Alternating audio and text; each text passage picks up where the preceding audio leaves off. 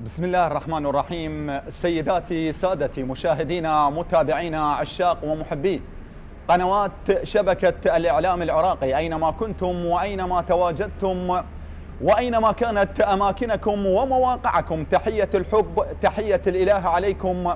السلام عليكم ورحمة الله وبركاته. حيث يسعدني أن أتواجد معكم ويسرني أن أكون برفقتكم على مدار مجريات هذه المواجهة وهذا اللقاء وهذه المباراة التي تجمع ما بين صاحب الأرض فريق النفط والذي يضيف فريق الميناء القادم من البصرة الفيحاء في إطار الجولة 35 على موسم 2025-2026 بنسخته 47، واحدة من المواجهات المنتظرة لكل الفريقين. النفط قادم من خسارة هي الأكبر والأعرض هذا الموسم، خصوصا وأنه تعرض لهزيمة أمام فريق نفط ميسان، ولذلك يبحث في مباراة اليوم من أجل التعويض عندما يستقبل الميناء. هو الآخر قادم من خسارة هناك من الأراضي البصرية أمام الزوراء أمام الزعيم في واحدة من المواجهات التي كانت والتي شاهدها كل عاشق ومحب لبطولة مسابقة دوري نجوم العراق. اليوم الميناء بالزي الأبيض عندما يتعلق الأمر خارج القواعد، لذلك يلعب بالألوان البيضاء في هذه المواجهة عندما يواجه فريق النفط، بينما النفط اليوم بالأخضر يلعب بألوانه المعتادة عندما يتعلق الأمر بأرضه وبملعبه. لذلك هنا في ملعب الكابتن شرار حيدر النفط يتطلع في مباراة اليوم من أجل التعويض ومن أجل تحقيق حلم النقاط الثلاث وإضافة النقطة الثالثة بعد 40، خصوصا وأن النفط يقف في المركز 13 برصيد 40 نقطة،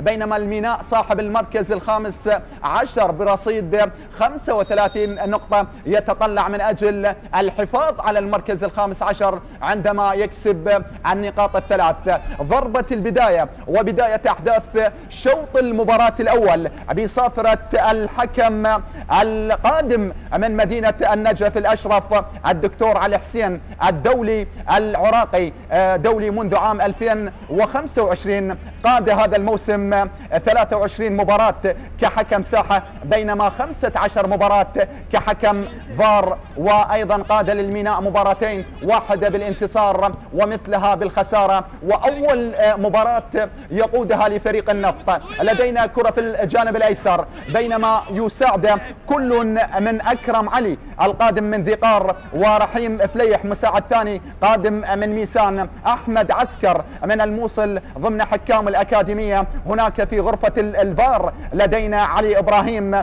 صاحب 27 عام القادم من محافظة الديوانية، قاد هذا الموسم مباراة وحيدة جمعت الميناء والقاسم ضمن إطار دوري نجوم العراق. وأيضا هناك لدينا ياسر هاشم حكم فيديو مساعد، بينما مقيم الحكام علاء عبد القادر ومشرف المباراة باسل فاضل. لدينا كرة في الجانب الأيسر عن طريق وليد كريم، وصلت في الجهة اليسرى للاعبي فريق النفط، محاولات تستمر، كرة تنقل بهذه الصورة، قطعت من قبل دفاعات الميناء عن طريق وسط الملعب، البحث عن كليتش، ارسال الكرة الأمامية، ولكن خروج موفق لحارس المرمى حسين علي جولي. عادل نعمة صاحب 56 عام سبق وأن دافع عن ألوان فريق النفط للمرة أو للموسم الثاني تواليا، يقود كرة النفط.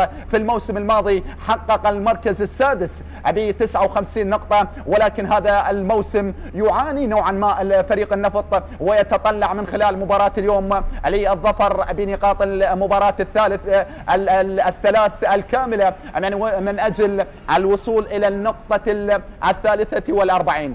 كرة واصلة عن طريق جهة اليمين، علي مجتبى علي، ارسال الكرة لفيصل جاسم، القائد والكابتن يبحث عن مسلم موسى العائد لتشكيلة فريق الميناء بعد أن كان محروم في المباراة السابقة. كرة فيها تمريرة وصلت الآن، نقلة موجودة، الانطلاقة عن طريق الجانب الأيسر، التفكير بالتغطية، سقوط موجود، وبعد ذلك المدافع سامسون دير في اللقطة الماضية بتغطية مثالية يضع الكرة في مبدأ الأمان والسلام. حسين عبد الواحد اللي يقود فريق الميناء منذ الجولة 20 41 سنة لحسين عبد الواحد سبق وانقاد في الموسم الماضي فريق نفط ميسان، ولذلك يقود كرة الميناء هذا الموسم وجاء خلفا للؤي صلاح. هنا الكرة وهنا الاحتكاك في اللقطة الماضية، وبعد ذلك المدافع سامسون وضع الكرة في مبدأ الأمان والسلام. كرة واصلة فيها محاولة موجودة، تعود مرة أخرى لبليف، أرسال الكرة من هناك وصلت لدفاعات فريق النفط أو فريق الميناء عن طريق مجتبى علي، البحث عن الزميل، كرة نقلت وبعد ذلك تحولت لخارج أرضية الملعب. الميناء بألوانه البيضاء هذا الموسم ثمة معاناة لفريق الميناء، الفريق الذي حقيقة ودع بطولة الدوري في مناسبتين، الأخيرة كانت موسم 21-22 وعاد بعد ذلك لدوري نجوم العراق، ولذلك هذا الموسم يبحث لتحسين مركزه. كرة واصلة الآن فيها محاولة، نقلة موجودة عن طريق مسلم موسى، وصلت للقائد والكابتن فيصل جاسم، ترسل لإبراهيم كونتي، يحاول فيها إبراهيم تمرير الكرة طولية في الأمام، بعد ذلك أبعدت عن طريق دفاعات فريق النفط، ترسل من هناك ستار ياسين، واحد من الأسماء المميزة هذا الموسم مع فريق النفط.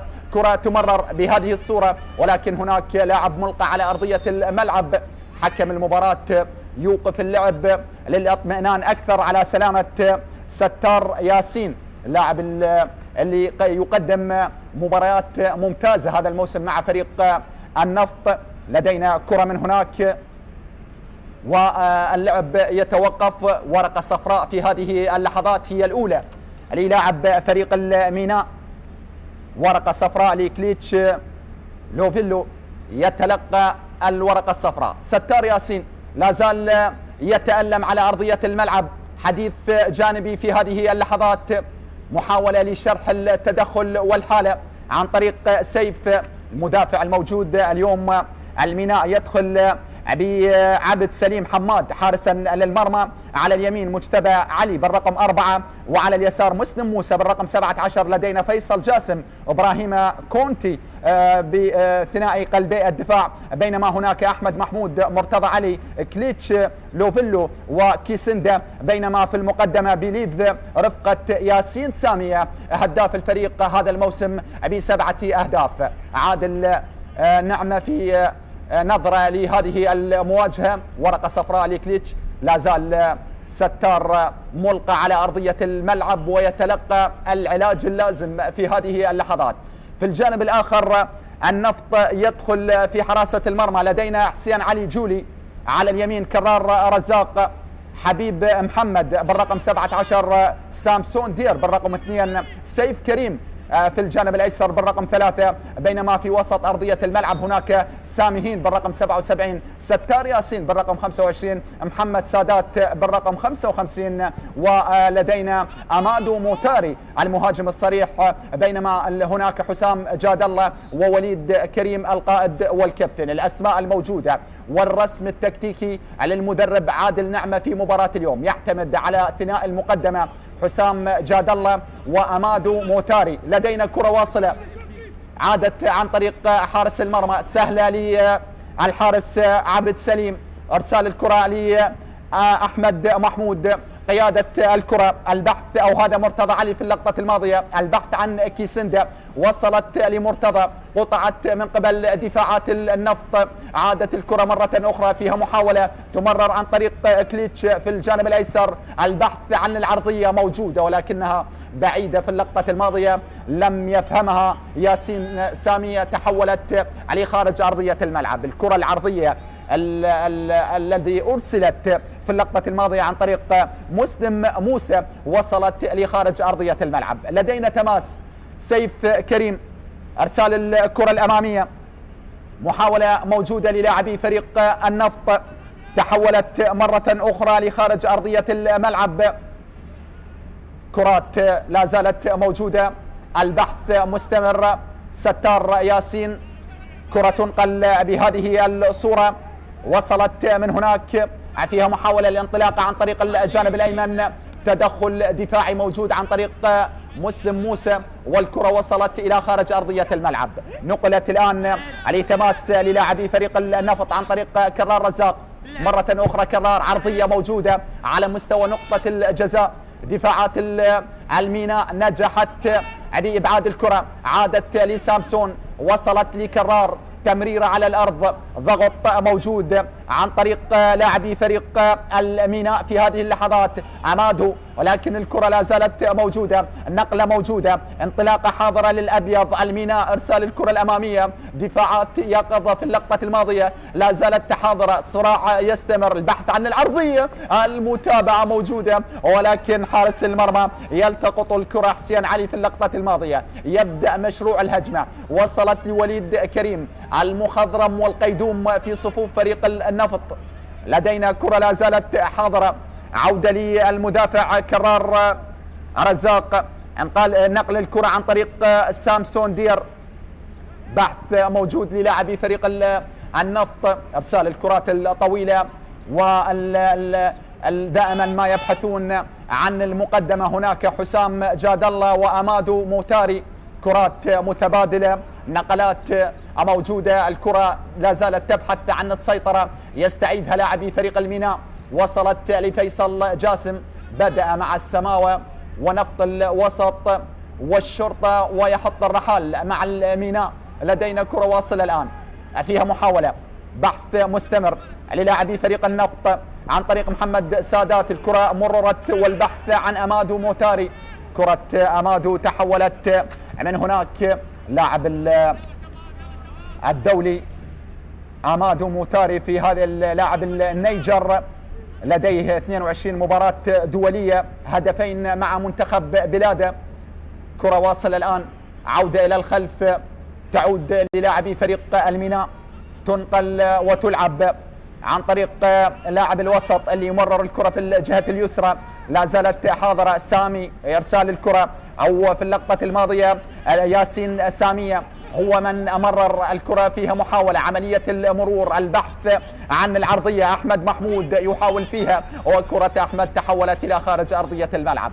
أحمد محمود واحد من أكثر اللاعبين بالنسبة للاعبي الميناء هذا الموسم تلقيا للورقة الصفراء، حاول فيها بكرة عرضية، ولكن بعد ذلك تحولت في اللقطة الماضية ووصلت علي خارج أرضية الملعب، وسط تصفيقات حارة من مدرب فريق النفط في اللقطة الماضية عادل نعمة.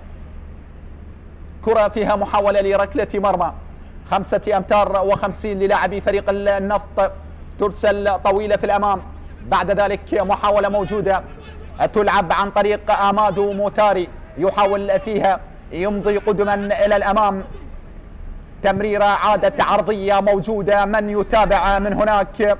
كرات أرسلت عن طريق الساميين في اللقطة الماضية، وصلت علي خارج أرضية الملعب لرمية تماس للاعبي فريق النفط عن طريق ستار ياسين. ترك الكرة لسيف كريم، الباحث عن إرسال كرة طولية، بحثا عن الأسماء المتقوقعة داخل منطقة جزاء الميناء. كرة تمرر بهذه الصورة، وليد، قصيرة أم ماذا؟ عرضية ارتطمت وتحولت إلى خارج أرضية الملعب، اصطدت بدفاعات فريق الميناء في اللقطة الماضية، عادت مرة أخرى علي التماس. البحث يستمر، النفط يبحث في مباراة اليوم من أجل استغلال الديار ومن أجل كسب النقاط الثلاث. كرة موجودة، عرضية، متابعة حاضرة، ولكن بعد ذلك إلى خارج أرضية الملعب. النفط في مباراة اليوم في حال ان تحصل على النقاط الثلاث سيصل إلى المركز 12 متقدما على فريق الموصل بانتظار مباراة الموصل ودهوك. لدينا الكرة عرضية لخارج أرضية الملعب، هناك لاعب يعاني من بعض الآلام في هذه اللحظات. حكم المباراة يطمئن أكثر على سلامة اللاعب السيد علي حسين حكم هذه المواجهة، أول مباراة يقودها للاعبي فريق أو لفريق النفط، ولذلك سبق وانقاد للميناء مباراتين، انتصر الميناء وتعادل، لم يسبق للميناء ان خسر مع هذا الحكم، ولذلك يتفاءل العاشق والمحب للسفانة عندما يتعلق الأمر بحكم هذه المواجهة. لدينا ركلة ركنية موجودة، هناك لاعب ينقل لخارج أرضية الملعب، الكرة موجودة الآن للاعبي فريق النفط، هناك مجموعة من الأسماء تنتظر الانقضاض على الكرة. هل نشاهد أول الأهداف؟ وصلنا للدقيقة 14 من أحداث هذه المواجهة، الكرة سترسل باحثة عن الرؤوس، عرضية موجودة، متابعة، إبعاد وتدخل دفاعي عن طريق أول المهاجمين يقود دفاعات فريق الميناء ياسين سامي. كرة وصلت، عادت مرة أخرى، النفط أفضل في هذه اللحظات، عملية المرور، الكرة لا زالت موجودة، فيها عرضية، فيها رأسية والمتابعة، والكرة تتحول إلى خارج أرضية الملعب. رأسية المدافع المتقدم سامسون دير، كاد أن يبدأ هذا اللقاء وكاد أن يفتتح باب التسجيل بكرة وبهذه الصورة مخادعة، ولكن حارس المرمى في اللقطة الماضية عبد سليم حماد بأصابع القفاز وضع الكرة في مبدأ الأمان والسلام. عادت مرة أخرى لركلة ركنية الآن، النفط أكثر ضغطا في هذه اللحظات، يبحثون، يتطلعون، يرغبون بأول الأهداف. لدينا حكم المباراة، الابتسامة العريضة القادم من محافظة النجف، عرضية على مستوى القائم الأول، متابعة، تهيأت بهذه الصورة، تحولت مرتدة سريعة، الكونتر اتاك عن طريق الجانب الأيمن، انطلاقة موجودة الآن، كيسندا يحاول فيها المهارة الفردية، عملية المرور، عرضية ولكن أقرب لحارس المرمى.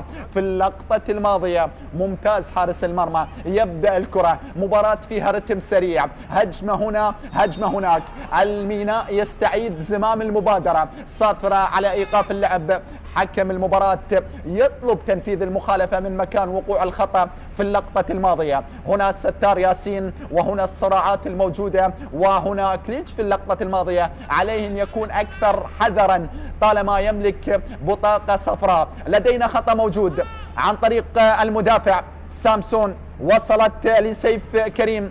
النفط نوعا ما لديه أفضلية نسبية في عملية البناء والتنظيم وعملية نقل الكرة والبحث عن المهاجمين. الكرة وصلت في الجهة اليمنى للاعبي فريق النفط، مرتضى يصوب، الله الله، العارضة الأفقية ترتدي الألوان البيضاء وتمنع أول الأهداف. كاد مرتضى علي بقدم يمنى قوية من مسافة بعيدة أن يصطاد حارس المرمى عبد سليم حماد، ولكن هذه المرة تكفلت العارضة الأفقية، وقفت مع لاعبي الميناء، منعت أول الأهداف، ولا زال النفط يصر على افتتاح باب التسجيل. مباراة فيها نوع من السرعة، النفط الآن لا زال يبحث، الكرة في الجهة اليمنى، تمريرة موجودة، البوزيشن الواضح أمامك، النفط بحيازة وصلت ل 54% مقابل 46% للميناء، ولذلك يبدأ الميناء عن طريق إبراهيم اللي يحاول يهدئ اللعب أكثر في هذه اللحظات. إرسال الكرة من هناك، عادت لإبراهيم اللاعب الغيني، 18 مباراة مع منتخب بلاد متر و91 سنتيمتر. الكرة عادت لستار ياسين، يحاول فيها في الجهة اليسرى، عن طريق سيف كريم. وليد الآن عملية الانطلاق، وليد والتسديدة ولكن إلى خارج أرضية الملعب. سيف ووليد في اللقطة الماضية حاول أن يكرم لاعبي فريق النفط بأول الضربات ولكنها مرت. هذا حسام جادل عفوا في اللقطة الماضية. حسام من حاول، كنت أعتقد وليد في اللقطة الماضية ولكن حسام هداف الفريق. شوفوا الكرة، انظر كيف صوب من مسافة بعيدة. الله على الكرة القوية اللي أرسلت في اللقطة الماضية عن طريق الظهير الأيمن كرار رزاق. حاول أن يصطاد حارس المرمى، ردة فعل موجودة لكرار ولكن بعد ذلك الكرة ارتطمت بالعارضة الأفقية. وحقيقة كنا نتمنى أن نرى أول الأهداف. كرة موجودة الآن، عادت مرة أخرى عن طريق المهاجم المتراجع في هذه اللحظات عمادو. عودة لسامسون، طلب الكرة من هناك حبيب محمد، يطلب الكرة، يفكر بإرسال كرة طولية في الأمام. حسام عملية الضغط، عادت لستار ياسين. كرة ترسل بهذه الصورة. وليد الآن القائد والكابتن في وسط أرضية الملعب عن طريق محمد سادات. كرة تمرر الآن، عادت لوليد، 1-2 الخذوهات في اللقطة الماضية. صراع مستمر عن طريق المهاجم أمادو في اللقطة الماضية. الكرة فيها محاولة، متابعة موجودة. محمد سادات في عملية الضغط، يستعيدها مجتبى علي. عودة مرة أخرى لفيصل جاسم، يحاول البناء عن طريق الجانب الأيسر. كرة تنقل لمسلم موسى، طلب الكرة موجود من هناك عن طريق إبراهيم كونتي. إبراهيم عملية إرسال الكرة طولية في الأمام. ثمة معاناة للاعبي فريق الميناء في عملية البناء والتنظيم وطلب الكرة من قبل المهاجمين.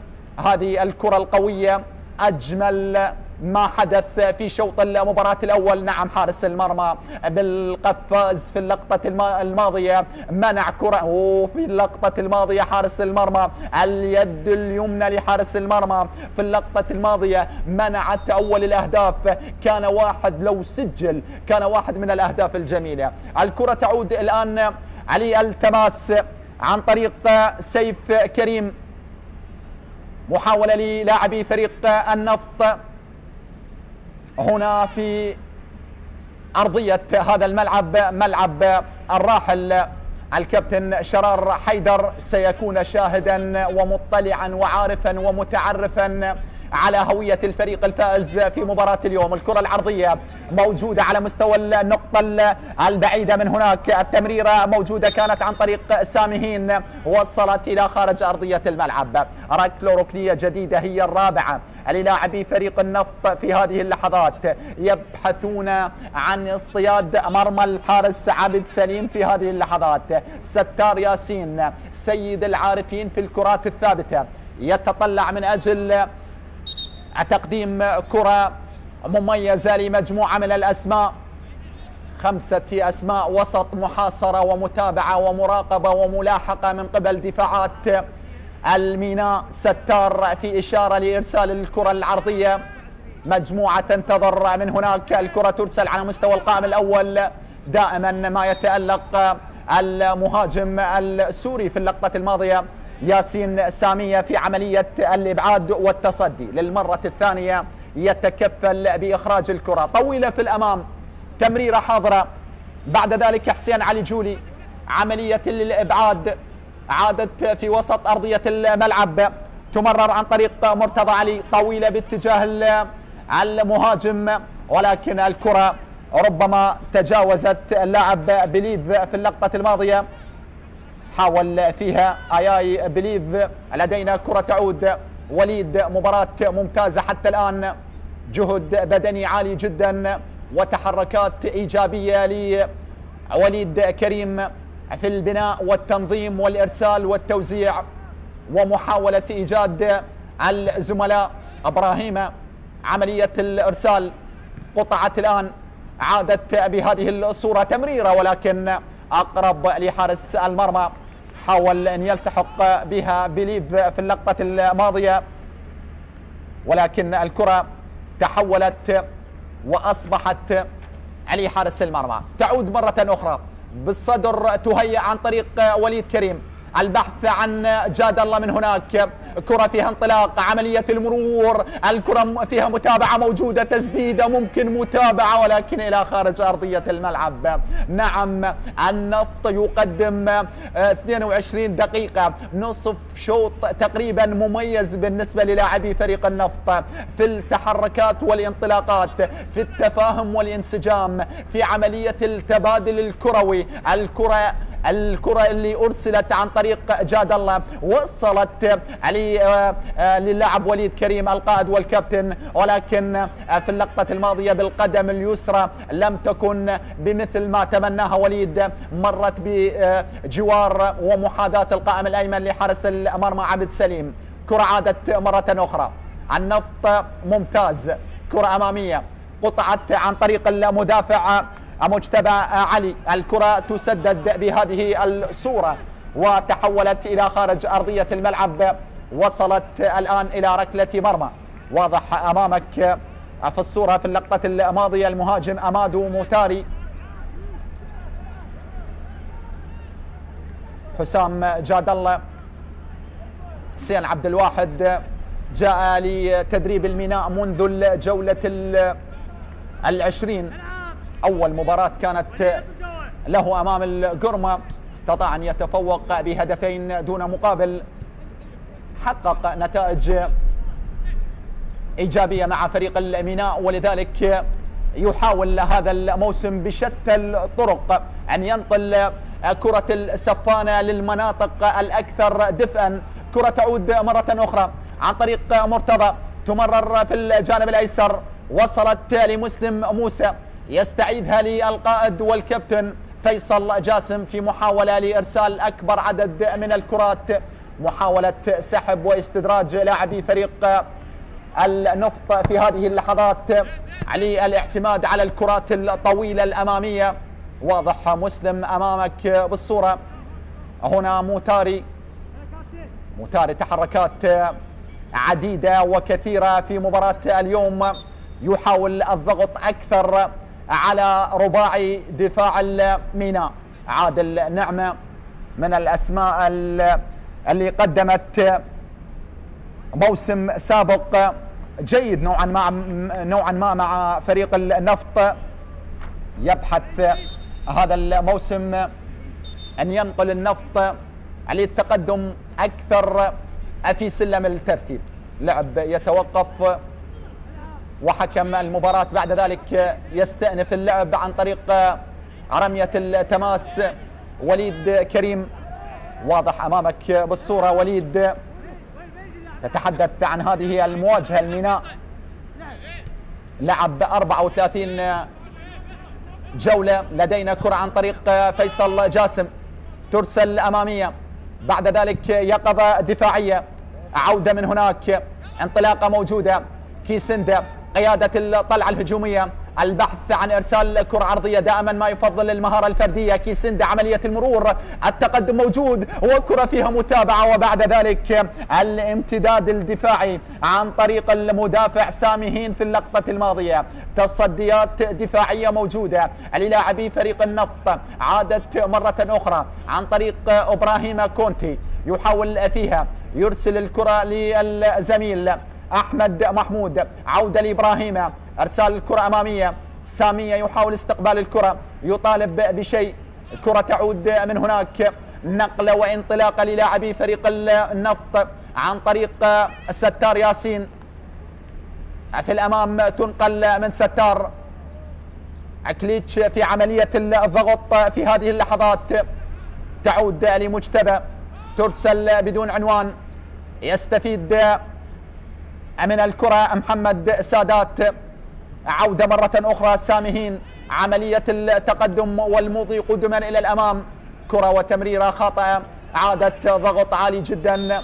حكم المباراة في اللقطة الماضية السيد علي حسين يشير على وجود خطأ وورقة صفراء، خطأ وورقة صفراء هي الثانية في هذه المباراة. الأولى كانت لكليتش والثانية لسامهين، ورقة صفراء ثانية ينضم إلى المنذرين في هذه الدقائق عملية الضغط، وبعد ذلك الدهس كان موجود على قدم المدافع مجتبى علي، لا زال يتألم. تتحدث عن المواجهات التي جمعت الفريقين.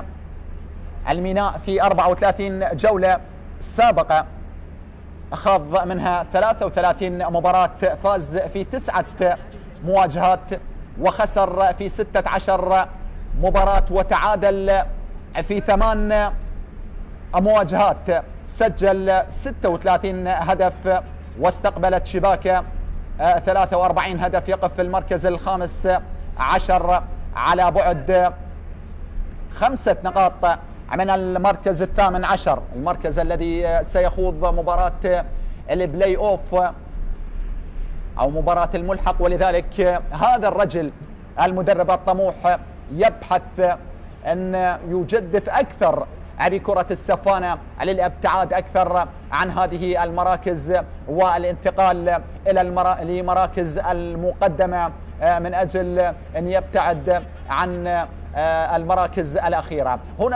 هنا جاد الله في اللقطة الماضية والحديث الموجود بينما تتحدث عن النفط في 34 جولة سابقة. الميناء لديه مباراة مؤجلة أمام زاخو ستلعب في الميناء بسبب ارتباط الأخير في بطولة الأندية اللي ودع فيها زاخو في مباراة السيمي فاينال أمام الشباب السعودي، البطولة اللي لعبت أدوارها الأخيرة في دولة قطر بنظام التجمع. ولذلك مباراة الميناء وزاخو أجلت. لدينا كرة موجودة، جولة 35 مع هذه المباراة.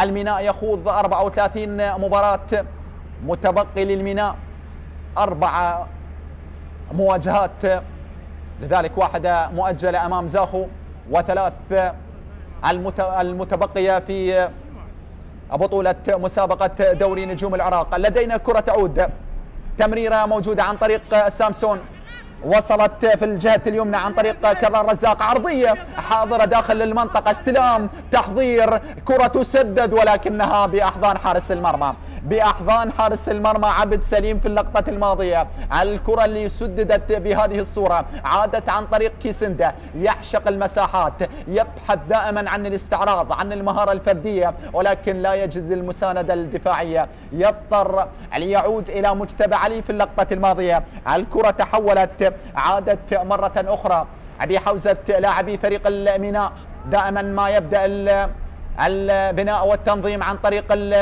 رباعي خط الخلف فيصل جاسم، تمريرة طويلة. فيصل لديه 3 مباريات مع المنتخب الوطني. كرة في اللقطة الماضية تحولت، شوف الكرة اللي سددت بهذه الصورة وكانت سهلة، نعم لعبت بهذه الطريقة وتحولت سهلة بباطن القدم، سهلة كانت لحارس المرمى عبد سليم. تماس يلعب وينقل عن طريق المدافع كرار رزاق، خطأ في عملية التنفيذ، تتغير وتتبدل وجهة التماس على لاعبي فريق الميناء نظر للوقت في هذه اللحظات علي المدرب حسين عبد الواحد. كرة أمامية، لعب للزوراء والشرطة وسبق وأن تذوق طعم بطولة درع الدوري مع الزوراء ومع الشرطة. الكرة فيها صراع مستمر، لا زالت موجودة، من هناك ترسل الكرة الأمامية، الانطلاقة حاضرة وبعد ذلك تغطية فيها متابعة. في اللقطة الماضية حسام يستعيد الكرة ويفتكها، وحكم المباراة يعتبر الافتكاك غير شرعي في اللقطة الماضية، ولذلك الصافرة على وجود خطأ. هنا عملية السندويتش في اللقطة الماضية وحالة التدخل والصافرة والخطأ، صافرة وخطأ في اللقطة الماضية لبليف. كرة موجودة، من هناك ستلعب عن طريق حارس المرمى. حكم المباراة يطلب تنفيذ المخالفة من مكان وقوع الخطأ، كالعادة ترسل ويبدأ الميناء عن طريق فيصل جاسم. سيناريو متكرر للاعبي فريق الميناء، صعوبات جمة يجدها الفريق في عملية الخروج بالكرة بسبب الضغط العالي من قبل لاعبي فريق النفط.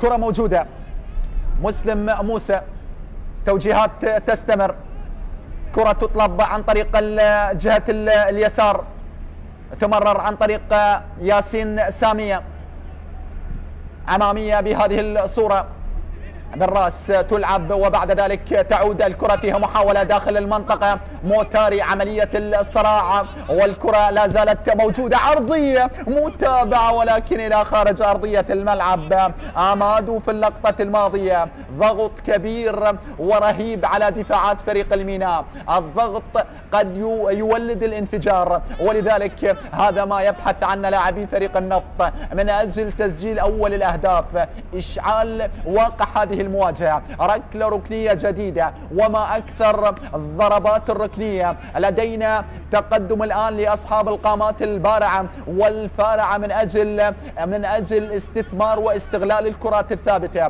الركلة الركنية موجودة، ستلعب عن طريق اليساري. سيف كريم المدافع سيرسل الكرة.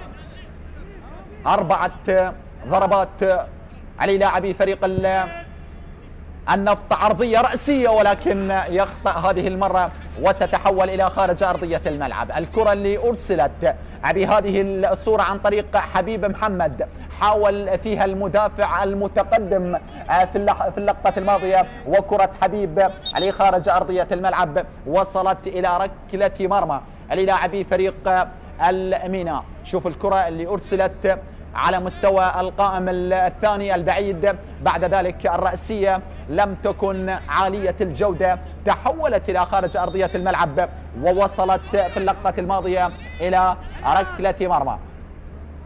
5 أمتار و50. كرة ستلعب وتمرر في هذه اللحظات عن طريق الحارس عبد سليم. أرسال الكرة الأمامية قطعت عن طريق دفاعات فريق النفط.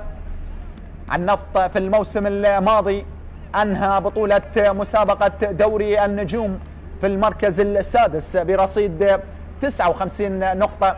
صراع موجود، ساثرة وخطأ، بينما الميناء في المركز السادس عشر برصيد 43 نقطة.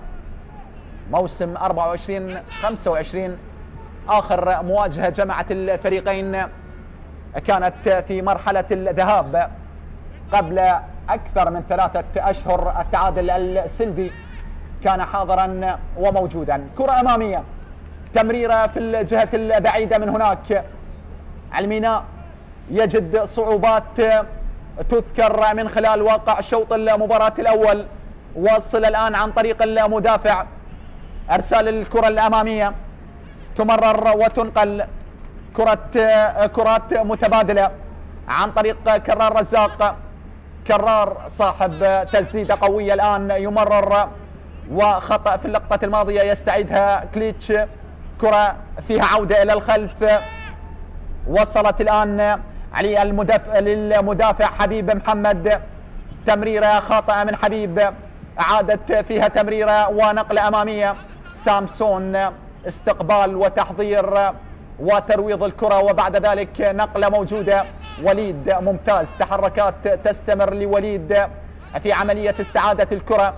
كرة أمامية مرة أخرى عن طريق سامسون. البحث عن جاد الله عن طريق الجهة اليسرى. حسام لم يكن الكنترول بالصورة المطلوبة. كرة مررت باتجاه حسام، عادت لتماس مجتبى علي. ارسال الكرة لإبراهيم، وصلت الآن عن طريق أحمد محمود، أو هذا مرتضى علي. مرتضى يمرر لفيصل جاسم، طلب الكرة من مرتضى. تعود الآن تمريرة واصلة، نقلة أمامية عن طريق أحمد في اللقطة الماضية. هذا أحمد الواضح بالصورة. عادل نعمة سبق وانقاذ فريق الحدود والقاسم والصناعات الكهربائية وكذلك الطلبة، وهذا الموسم مع فريق النفط ثاني مواسم المدرب عادل نعمة، هو من الأسماء التي دافعت عن ألوان النفط ل3 مواسم.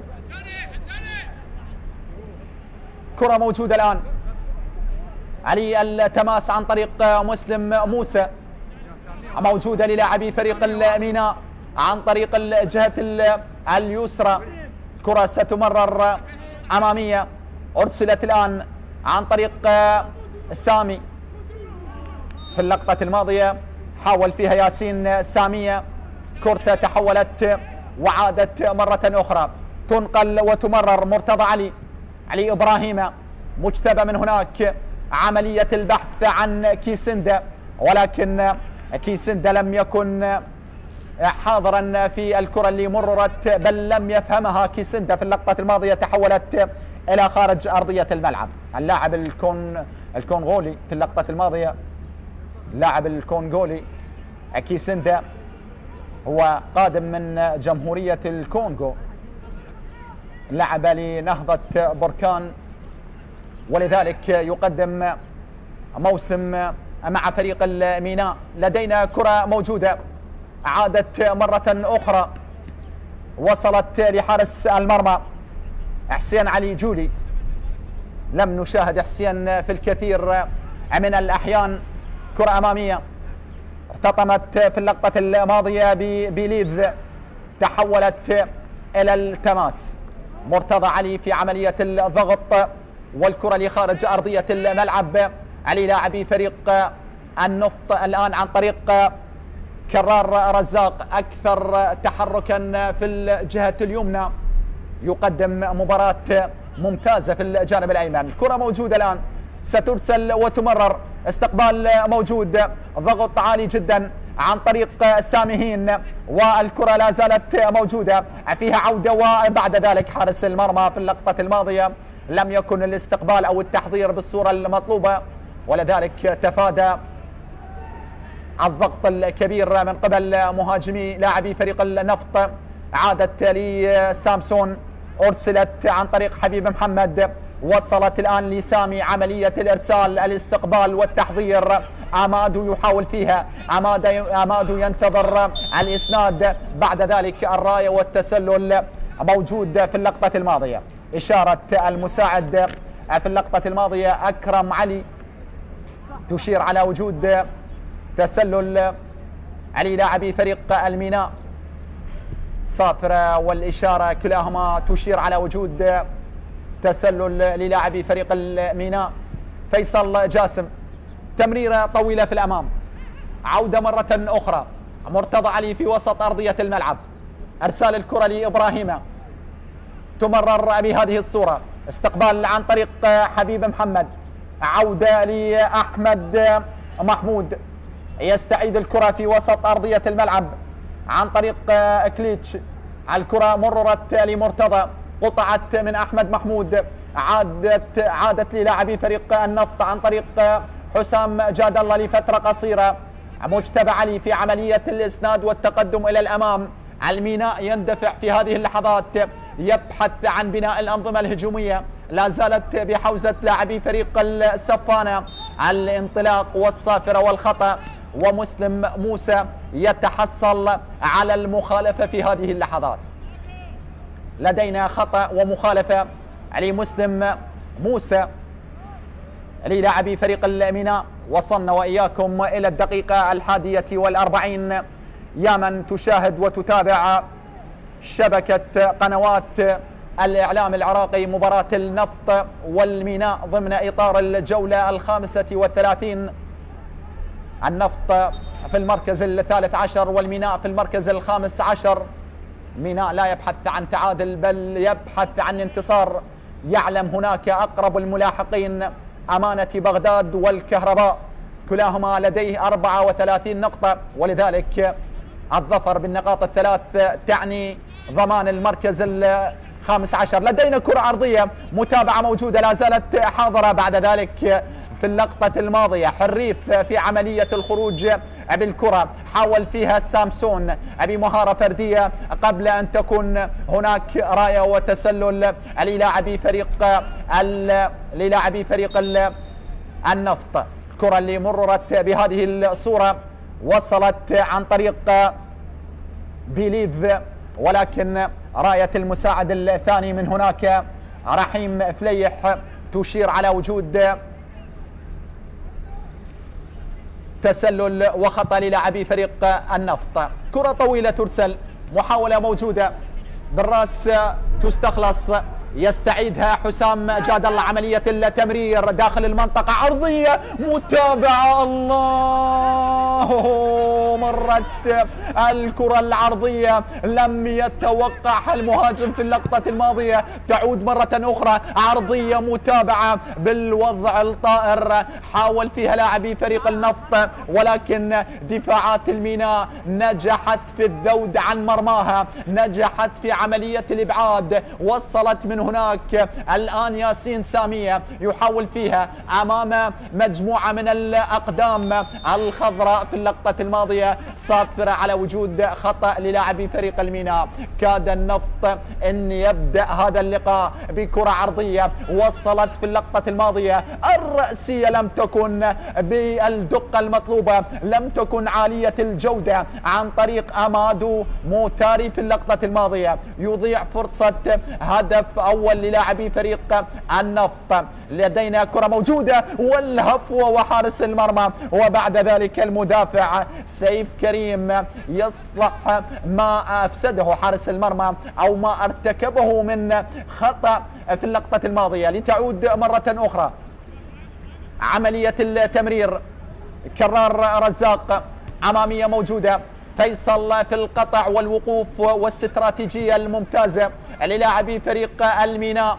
الصفانة رحلة البحث عن النقاط الثلاث تبدو وكأنها فيها الكثير من الصعوبات، البحث عن المساحات. الكرة تمرر عن طريق مرتضى علي، وصلت الآن لمجتبى، أمامية، البحث دائما ما يكون عن كيسندا في الجهة اليمنى، كيسندا بمتابعة سيف كريم، صراع بين كيسندا وسيف، عرضية على مستوى القائم البعيد والصراع موجود، والكرة يستعيدها الآن كليتش ولكن إلى خارج أرضية الملعب.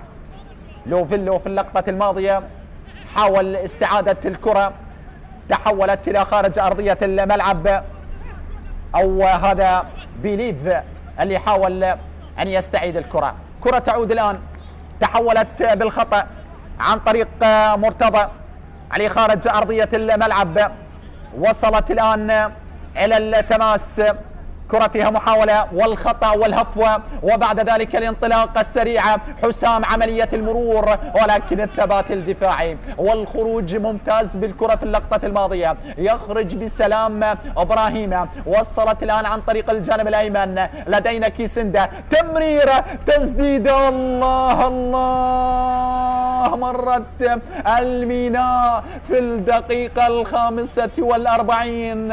الميناء يحتاج إلى شوط كامل ليهدد مرمى فريق النفط، حاول فيها بكرة مررت، ضربت دفاعات النفط، التمريرة الخيالية وبعد ذلك التسديدة بهذه الصورة، ودفاعات النفط نجحت في الإبعاد، والكرة تحولت إلى ركلة ركنية. الركلة الركنية موجودة للاعبي فريق الميناء أمام أنظار مهند عبد الرحيم، واحد من الأسماء اللي ربما سيستعين بها المدرب حسين عبد الواحد لأحداث شوط المباراة الثاني. الكرة العرضية، إبراهيم، عرضية، وبعد ذلك المدافع في اللقطة الماضية محمد سادات أو لاعب الوسط محمد سادات يتمكن من إبعاد الكرة. دقيقتين محتسبتين كوقت مضاف لل45 دقيقة، سنلعب حتى الدقيقة 47. شوط أول إيجاب الأداء، سلبي النتيجة، لا زلنا دائما وأبدا نبحث عن الأهداف. كرة فيها محاولة الآن، تمريرة ممتازة، أحمد محمود، عرضية متابعة ولكن تحولت ومرت على مهاجمي فريق الميناء. العرضية الموجودة وصافرة الحكم في اللقطة الماضية يوقف اللعب على اعتبار هناك إصابة لأحد أو لمدافع فريق النفط. حكم المباراة يطلب الإسعافات الأولية. الكرة اللي أرسلت آياي بليف في اللقطة الماضية حاول فيها الارتقاء، الكرة اللي مررت داخل البوكس على مستوى نقطة الجزاء، وبليف رفقة سامية حاولوا اصطياد مرمى فريق أو اصطياد شباك الحارس حسين علي جولي. حديث جانبي، اللعب يتوقف للاطمئنان على سلامة المدافع كرار رزاق. حديث على ماذا حكم المباراة يوقف اللعب ليتأكد أكثر. تحدث عن هذه المواجهة المهمة للتاريخ، مكان في مواجهات الفريقين المباشرة، حيث التقى الفريقين في 33 مباراة سابقة منذ عام 2001. انتصر الميناء بتسعة انتصارات للميناء مقابل 12 فوز علي النفط يقابلها 12 مباراة انتهت بالتعادل. سجل الميناء 24 هدف في مرمى النفط، بينما سجل النفط 31 هدف في مرمى الميناء.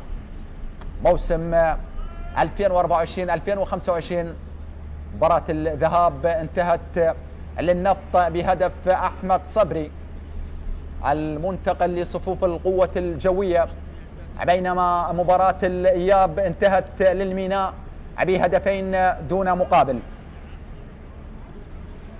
علاء عبد الزهرة طيب الذكر من سجل في مرمى النفط، آخر من سجل في مرمى النفط هو علاء عبد الزهرة لاعب فريق الطلبة. الحديث مع حكم الفار يستمر في هذه اللحظات، حديث متواصل للدكتور علي حسين قائد هذه المواجهة مع حكم الفار. من هناك الكابتن علي إبراهيم من الحكام الشباب المميزين، ينتظر مستقبل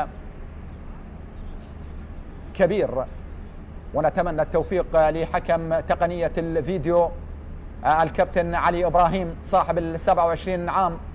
هذا الموسم قاد مباراة الميناء والقاسم، انتهت بالتعادل الإيجابي 3 أهداف لكل فريق. لا زالت المباراة متوقفة.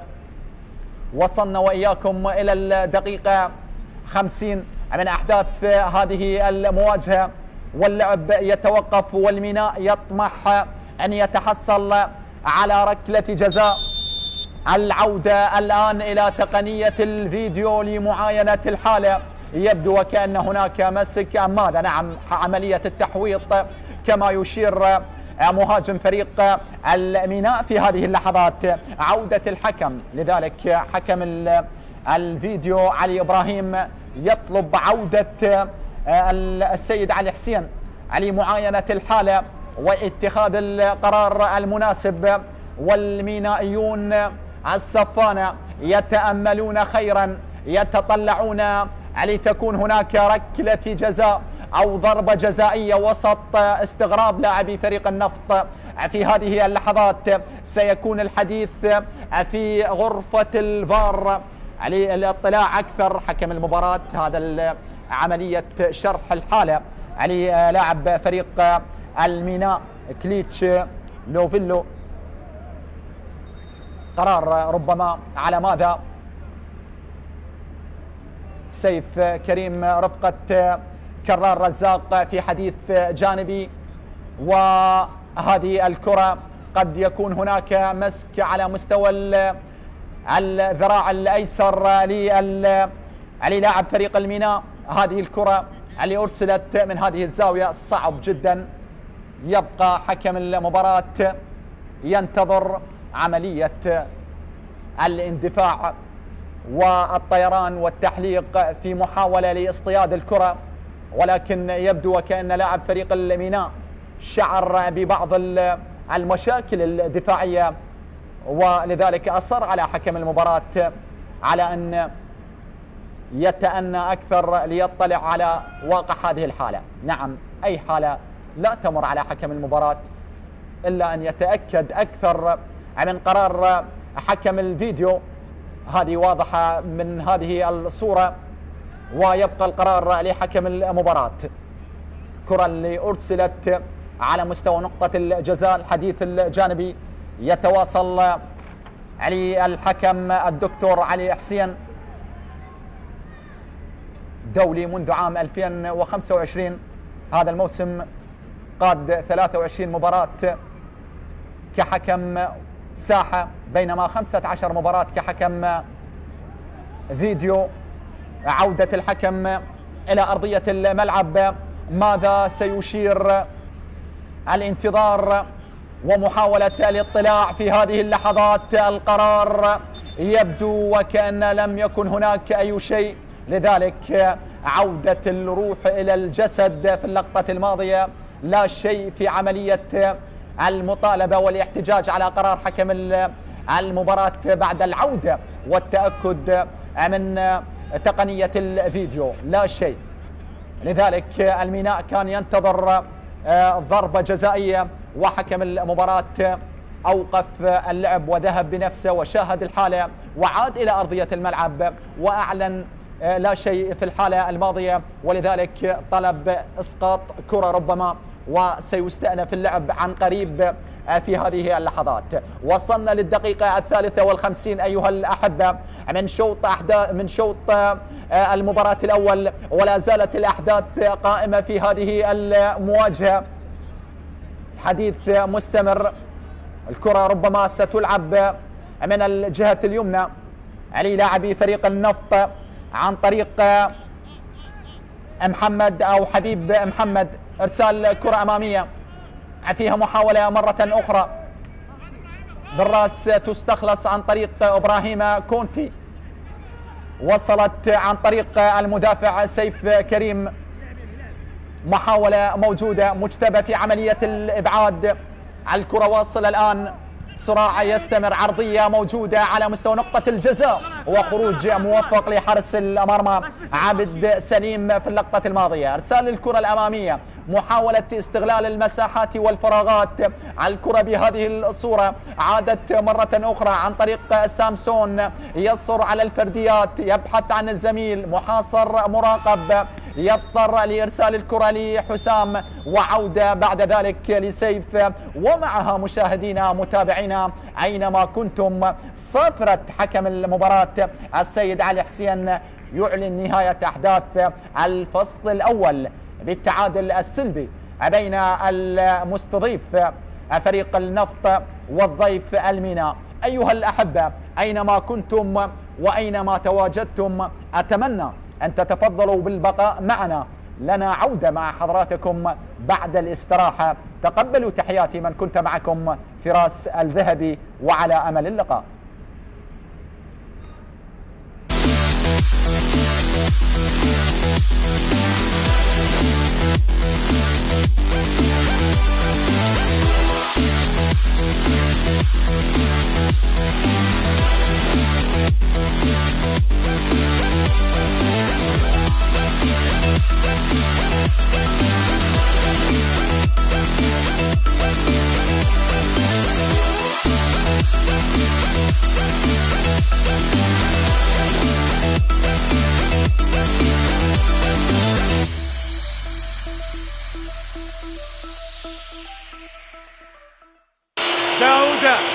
داوود ديمي داوود السنغالي الله ديمي داوود يسجل هدف من ركلة جزاء. ديمي داوود في الزاوية، وحارس المرمى في زاوية أخرى، ويتقدم السنغالي، يتقدم بأول أهداف هذا اللقاء، وبالتالي هدف مقابل لا شيء الآن، هدف مقابل لا شيء الآن. شوف أحمد بشار في زاوية، الأقل خسار القوة الجوية بخسارتين بعد الزوراء ب43-4 والشرطة 5 خسائر، بينما بيتر جورجيز وهدف التعادل، هدف التعادل، جول لصقور الجبال، هدف لصقور الجبال. يتعادلون مع بداية الشوط الثاني. بيتر جورجيز الهداف الهداف يأتي، الهداف يسجل، يتقدم باليسار ويسجل باليمين. هدف التعادل، هدف التعادل. عادت المباراة،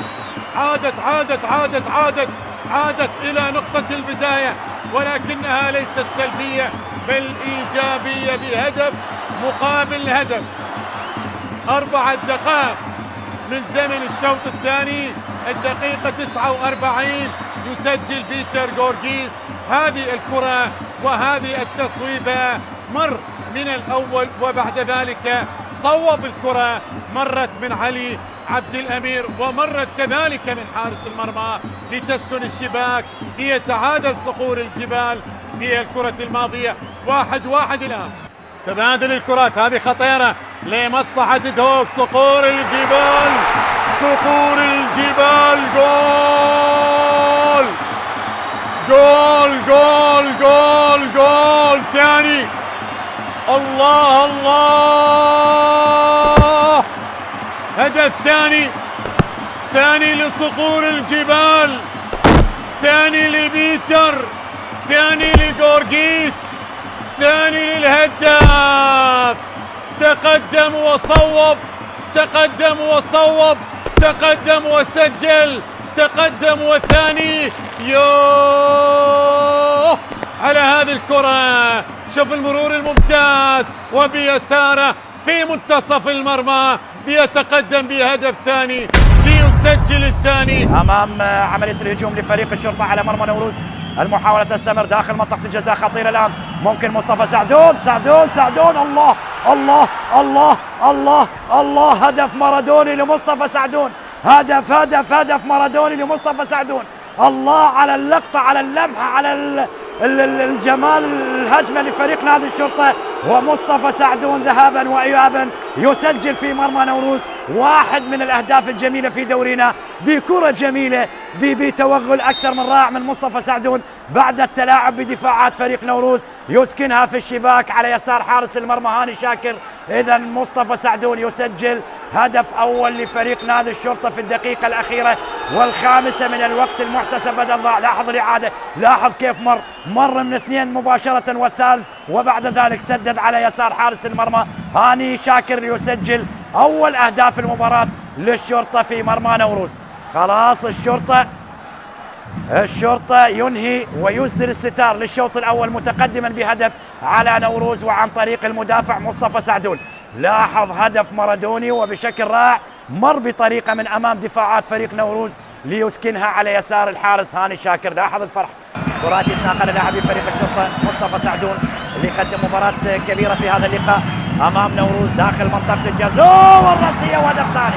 جول ثاني هدف ثاني للشرطة عن طريق أحمد يحيى، يسجل هدف ثاني لفريق الشرطة برأسية في مرمى نوروز. إذا الشرطة في بداية الشوط الثاني والدقائق 12 الأولى من بداية الشوط الثاني، أحمد يحيى يضاعف النتيجة بهدف آخر لفريق الشرطة. الله على أحمد يحيى. غاب مهاجمي الشرطة في هذا اللقاء ويظهر المدافعين، مدافع اليمين ومدافع اليسار هم من سجلوا الأهداف في هذه المباراة. لاحظ الإعادة، لاحظ التمريرة على رأس اللاعب أحمد يحيى بالمقاس، يسجل هدف ثاني بكرة جميلة من محمود المواس وعلى الرأس لأحمد يحيى ليسجل من خلال هدف ثاني لفريق الشرطة. إذا الشرطة 2 الآن، لا شيء لفريق نوروز. يحاول يمر، ممكن الثالث أتيبة، ليونيل أتيبة، ممكن لسامبو والثالث. جول ثالث لنادي الشرطة عن طريق اللاعب السنغالي والبديل بولي سامبو. ياه من فرحة للمدرب أحمد صلاح ولدكة البدلاء لنادي الشرطة ولجماهير الشرطة الحاضرة في ملعب نوروز بهدف ثالث ونتيجة كبيرة يحققها فريق الشرطة على حساب نوروز في هذا اللقاء. خلاص 3 نقاط جديدة تضاف إلى فريق الشرطة وانتصار ثاني للمدرب أحمد صلاح، المدرب الجديد القديم الجديد لفريق نادي الشرطة. إذا لاحظ التمريرة عن طريق اللاعب ليونيل أتيبة من الكاميروني، من أسد كاميروني إلى أسد سنغالي، وبالتالي هدف ثالث لفريق الشرطة. ينهي المباراة فريق الشرطة على حساب نوروز بهدف ثالث. خلاص نتيجة ممتازة جدا لفريق نادي الشرطة. هذه محاولة زورائية، نقلة لا زالت داخل المنطقة. يوسف عزيز يحاول، لا زالت لم تغادر. قوقية يصوب، جول للنوارس للنوارس للنوارس. لقطة شوفها بالإعادة، هذه اللقطة هل غادرت أو لا؟ هل غادرت أو لا؟ هنا يتحدثون، هنا يتساءلون، لكن حسن عبد الكريم يدون أول أهداف الديربي، أول أهداف الديربي. شوف بالقدم اليسرى، بالقدم اليسرى، وباغتت حارس المرمى فهد طالب بانتظار هل الهدف صحيح أو لا، بانتظار قرار حكم اللقاء. هل هي فرحة احتفال هدف للبرتقالي أم تصدي جديد لكوميليو؟ أطاح بكوميل وذهب به على اليسار ليضعها على اليمين بحرفنة. هذا الإفواري يانيك زاكري يتقدم ويضع الكهرباء في مقدمة المباراة من ركلة جزاء، أتقنها وضعها في المرمى وأطاح بحارس المرمى ليسجل الهدف الأول للبرتقالي في مرمى الإمبراطور كراهير. يانيك زاكري الإفواري يواصل التألق، يواصل الإبداع ويضع الهدف والتقدم للكهرباء. لاحظ كيف ضيع الطريق، كيف ظل كوميل في النظر إلى الكرة، وكوميل الآن كرة وصلت، أو كرة المهاجم وصلت إلى مرمى كوميل. ينظر كوميل إلى كرة في المرمى. 1-0 الآن للبرتقالي من ركلة جزاء. التهور هو الذي أطاح بأربيل، وهذه الإعادة من أكثر من مكان وفي أكثر من زاوية، ويانيك زاكري يسجل الهدف الأول. وهنا إبعاد وهنا صافرة من جانب حكم المباراة، لا شيء. مرتد الآن باتجاه نهاد محمد للثاني للثاني للثاني للثاني للثاني. الله الله الله،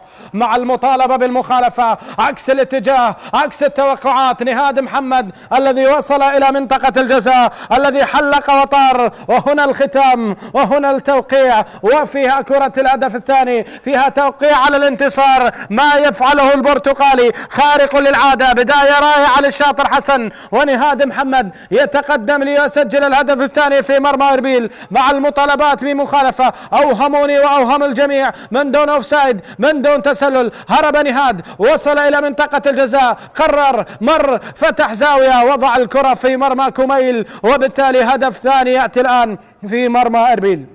في ضغط الآن عالية من جيلان، رأسية رائعة، يا سلام. شيرزو تيميروف يسجل هدف تقليص الفارق وهدفه ال25 هذا الموسم.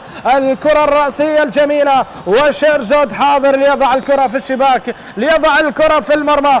حضر الآن الأوزبكي، وهنا الذئب الذي يسجل الهدف الأول لأربيل في المواجهة مع فرحة الجنرال. ورقة صفراء الآن، بوابة العودة لأربيل، واحدة من جيلان ورأسية حاضرة من جديد من جانب شيرزود تيميروف ليضيف الكهرباء إلى ضحايا هذا الموسم. لم يسجل في الذهاب، عاد وسجل الآن في الإياب. لاحظ علي شخوان فتح الجهة اليسرى باتجاه جيلان لقمان، جيلان يحاول بالقدم اليمنى يلعب كرة عالية، وتيميروف ركنها في المرمى من تحت أقدام علي خالد. رأسية رائعة جدا من دون تسلل. هذه الكرة التي لعبت من جيلان ورأسية تيميروف تعيد فريق أربيل إلى المباراة ويقلص الفارق الآن، هدفين مقابل هدف. وهذه الكرة التي تصل في هذه اللحظات، هدفان لهدف، والكرة في مرمى علي خالد في انتظار أن نرى الهدف الثاني. يا سلام، عادت القلعة مرة أخرى لتزهر وتزهو في هذا اليوم، لتعود جميلة كما اعتدناها. 2-2 الآن، عادوا إلى التعادل. شيرزو تيميروف ثنائية جديدة يضيف الأوزبكي، وزيارة جديدة في آخر الرمق يسجل الأوزبكي شيرزو تيميروف في هذه المباراة. باسم قاسم يتحدث، ولا زال في الوقت بقية، من الممكن قلب الموازين. لاحظنا الكرة التي تقدم فيها بطريقة جميلة بانينكا، لكنها هادئة. لاحظ هنا الكرة في المرمى دون ارتفاع عالي، وموه على حارس المرمى، سدد بطريقة جميلة، يدرك التعادل لإربيل في هذه اللحظات. وصلت لمرتضى، تمريرات مصلحة فريق الميناء، سيطرة، انتقال الكرة مجددا لجهة اليسار، تلعب الكرة العالية، وهنا الكرة الخطيرة. هدف أول، هدف أول لمصلحة نادي الميناء بعد نقلات وتمريرات من اليمين إلى اليسار ومن اليسار إلى اليمين، ومن ثم استلام الكرة بصورة جميلة من النيجيري ياي بليف، وبليف يضع الميناء في المقدمة بعد 8 دقائق من بداية هذا اللقاء. خطأ دفاعي قاتل، وبليف استلم الكرة وصوب على المرتاح، وهدف التقدم لمصلحة نادي الميناء. صعب على مصطفى طارق، لكن خطأ كان قاتل من شهاب أحمد بعدم إبعاد الكرة، يعني الكرة مرت وعدت من أمام شهاب، وكان هناك ياي بليف إبراهيم لا ياي بليف إلى ياسين سامية أو مهند، لكن قطعت الكرة عادت مصلحة فريق القاسم البعد عن التمريرة الطويلة. هنا المحاولة، جول، هدف التعادل لمصلحة فريق القاسم. نعم، يعدل فريق القاسم هدف جميل وجميل جدا بعد انفرادة جميلة وحلوة.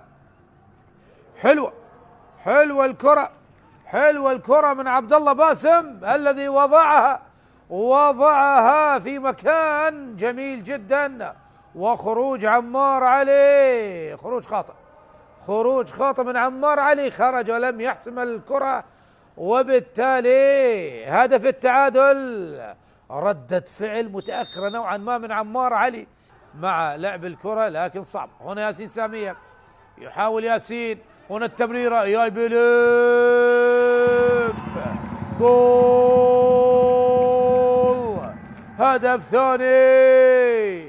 هدف ثاني لمصلحة أبناء السفانة، لأبناء الفيحاء يسجلون الهدف الثاني عن طريق نفس اللاعب ياي بليف الذي مر وعد من أمام الحارس مصطفى طارق ليسجل الهدف الثاني. هدفين للميناء، هدف للقاسم.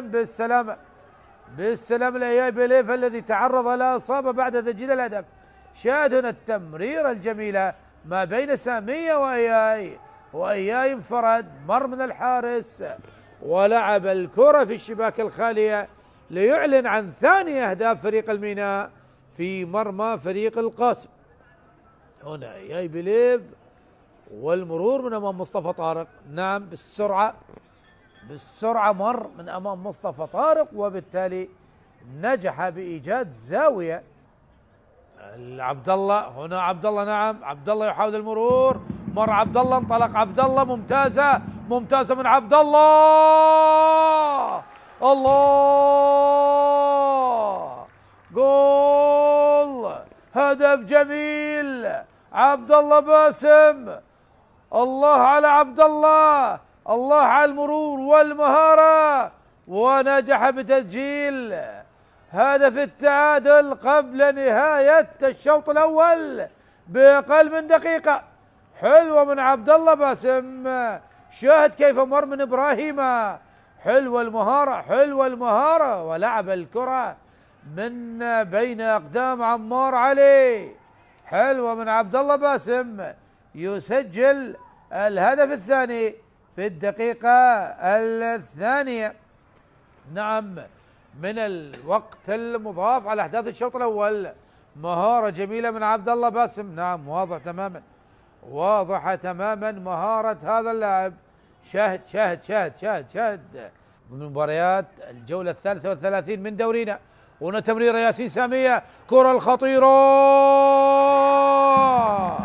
جول، هدف ثالث لمصلحة فريق الميناء عن طريق السوري ياسين سامية، يسجل الهدف الثالث لمصلحة نادي الميناء.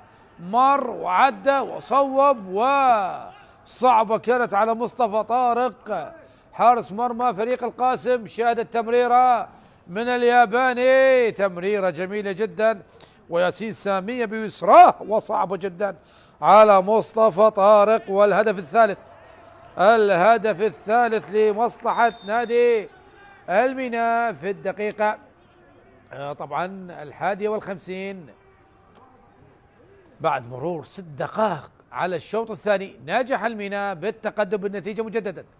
ياسين سامية وترك جهة اليمين إلى مهدي هاشم.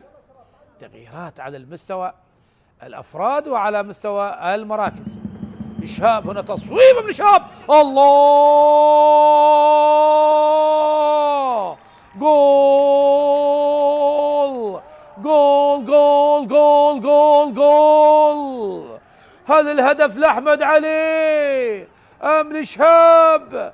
أي تصويبة من مسافة بعيدة، وكانت المتابعة من أحمد علي. هل الكرة دخلت في المرة الأولى أم أحمد علي هو الذي تابعه؟ نعم أحمد علي، أحمد علي بالمتابعة ليسجل هدف التعادل في الدقيقة 79. هنا شاهد التصوير، يا الله، لا لا لا لا، الهدف ليس لأحمد علي. شاهد الكرة، نعم داخل المرمى، دخلت على التنفيذ. العطوان يلعبها الآن والارتقاء، عدت بتصويبة خطيرة، جول جول جول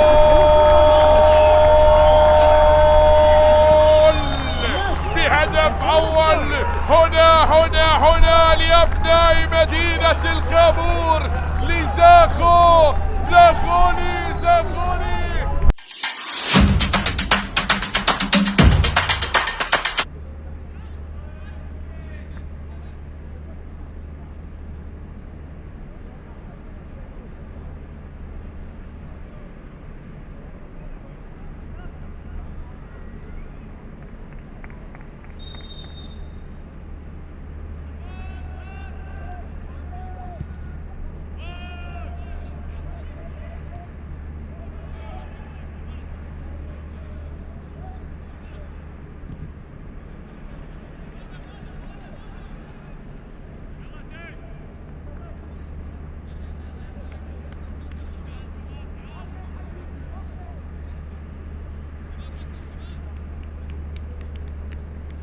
مرة أخرى أيها الأحبة نجدد التحايا معكم حيث أحداث الشوط الثاني. الشوط أول انتهى بالتمام والكمال بالتعادل السلبي بين فريقي النفط والميناء ضمن إطار الجولة 35 لدوري نجوم العراق. شوط ثاني ينطلق سريعا ولدينا ركلة ركنية تلعب وتنقل على مستوى القائم الثاني، رأسية حاضرة، متابعة موجودة مرة أخرى، تسديدة ولكن إلى خارج أرضية الملعب.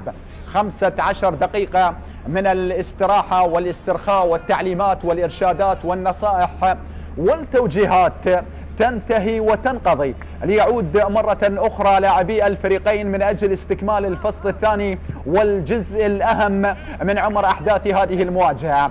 الأخضر النفط سيلعب على يمين السادة المشاهدين وسيهاجم على اليسار، بينما الأبيض الميناء سيلعب على اليسار وسيهاجم على اليمين.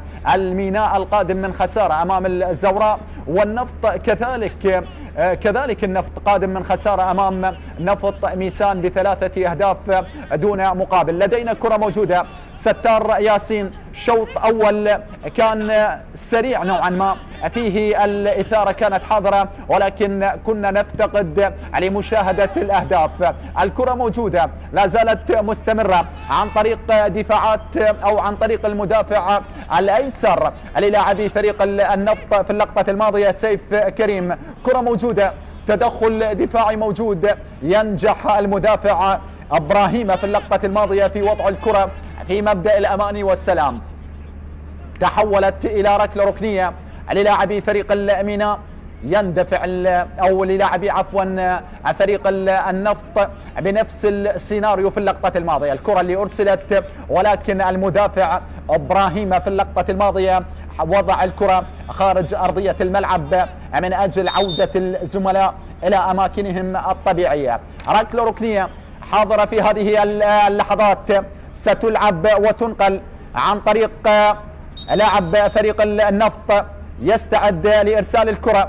كرار رزاق حكم المباراة يوقف اللعب ليتحدث أكثر مع مجتبى علي وسامسون دير في اللقطة الماضية. الاحتكاكات الموجودة ممنوعة داخل المنطقة.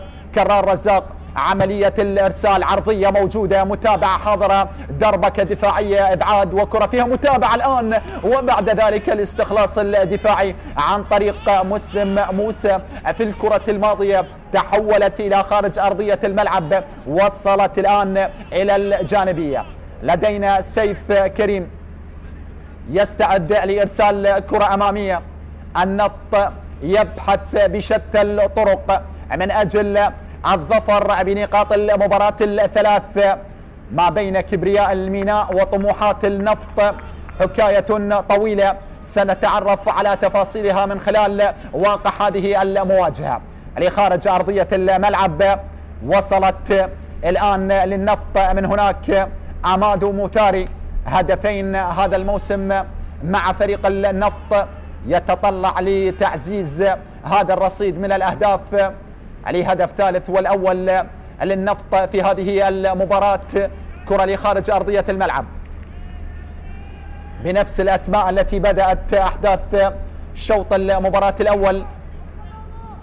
الميناء دخل أبي عبد سليم حماد حارسا للمرمى، مجتبى علي، فيصل جاسم، إبراهيم كونتي، مسلم موسى، أحمد محمود، مرتضى علي، كليتش لوفول، ولدينا كيسندا، بينما بيليف وياسين سامية في المقدمة. الأسماء الموجودة في هذه التشكيلة الحاضرة للمدرب حسين عبد الواحد.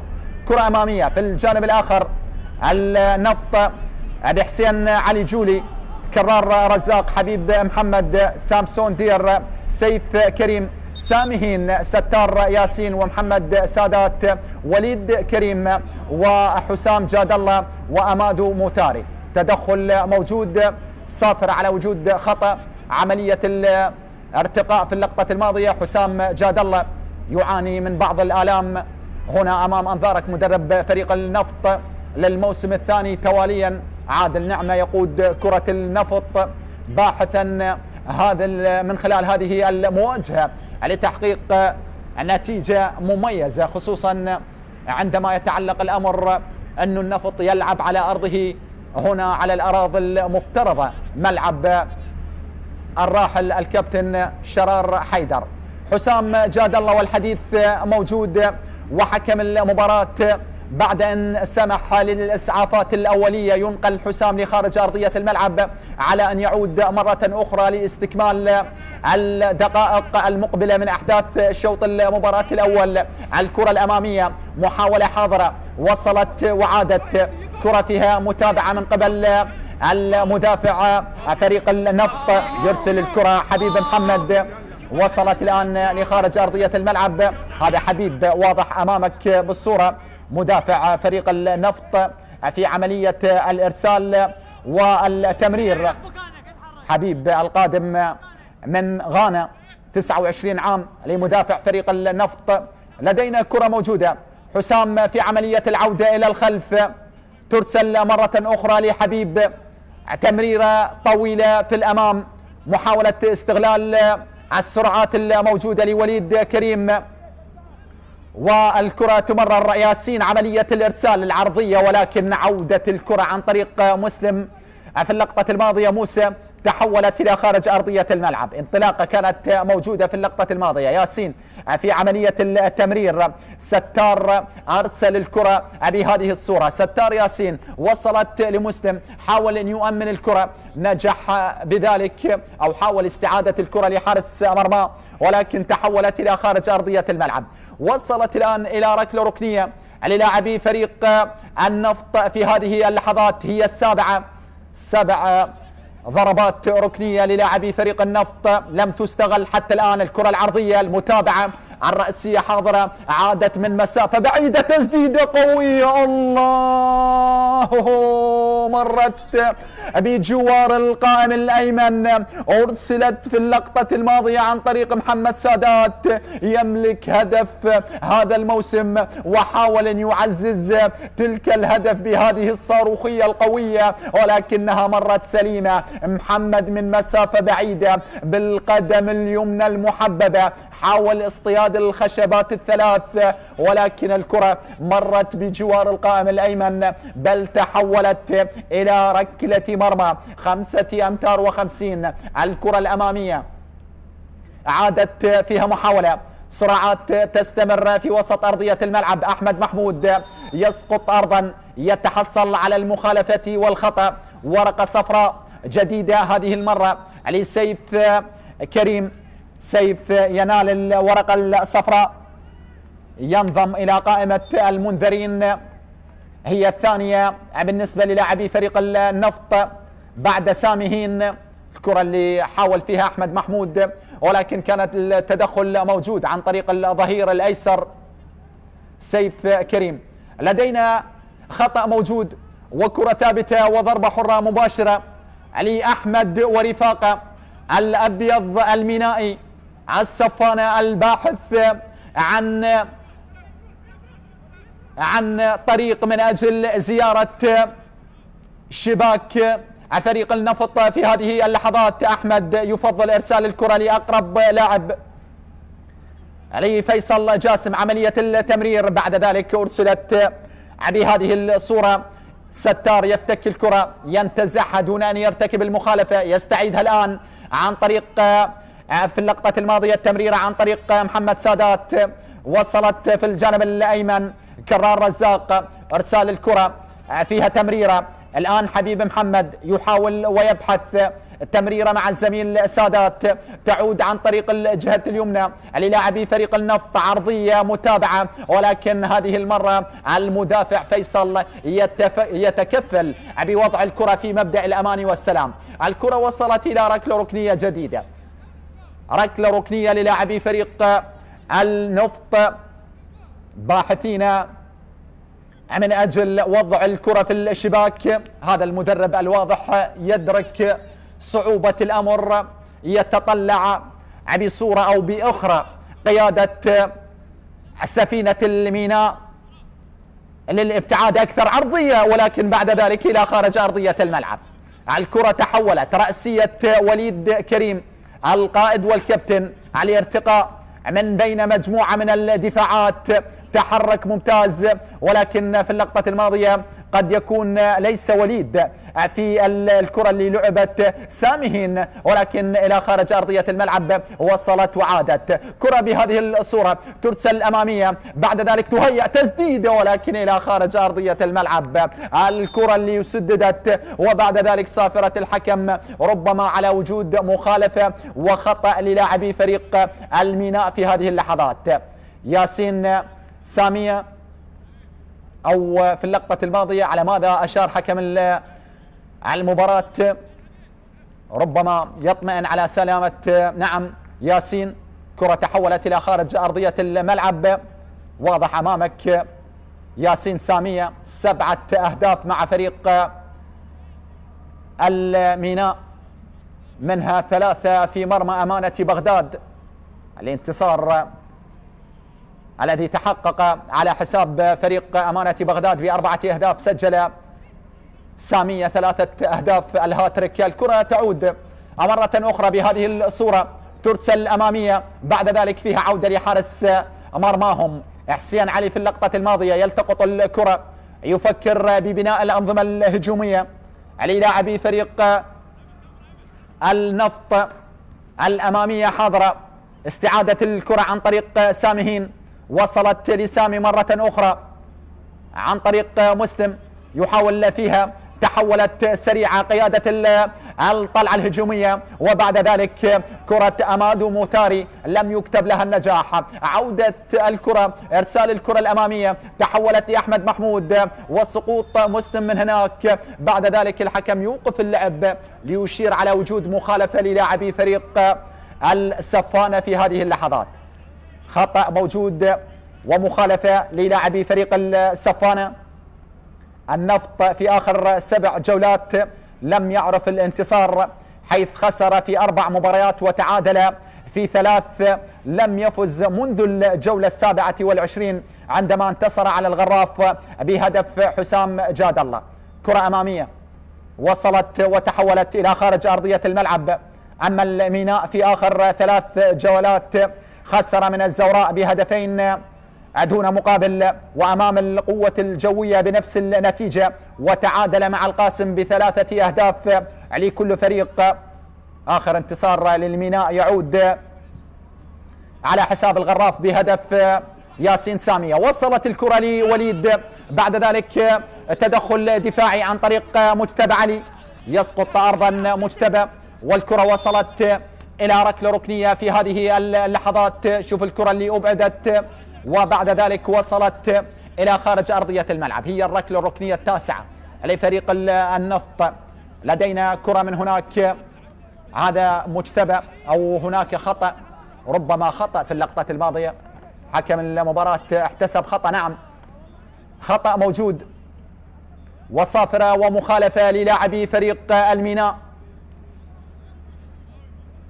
عبد سليم يرسل كرة طويلة بحثا عن سامية في المقدمة، وكذلك تحركات بيليذ ومساندة كليتش وتطلعات كيسندا ورغبة واندفاع أحمد محمود وإرادة مرتضى علي. هكذا يخطط لاعبي الميناء في مباراة اليوم.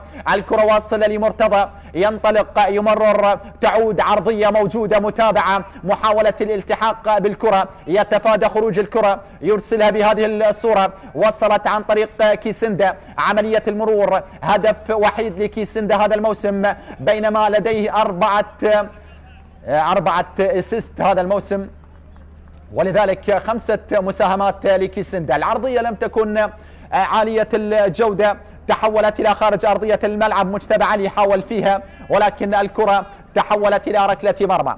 لا زال حسين عبد الواحد ينتظر ولادة أول الأهداف، يتطلع من أجل العودة للديار محملا مكللا بالنجاح وبالنقاط الثلاث الكاملة.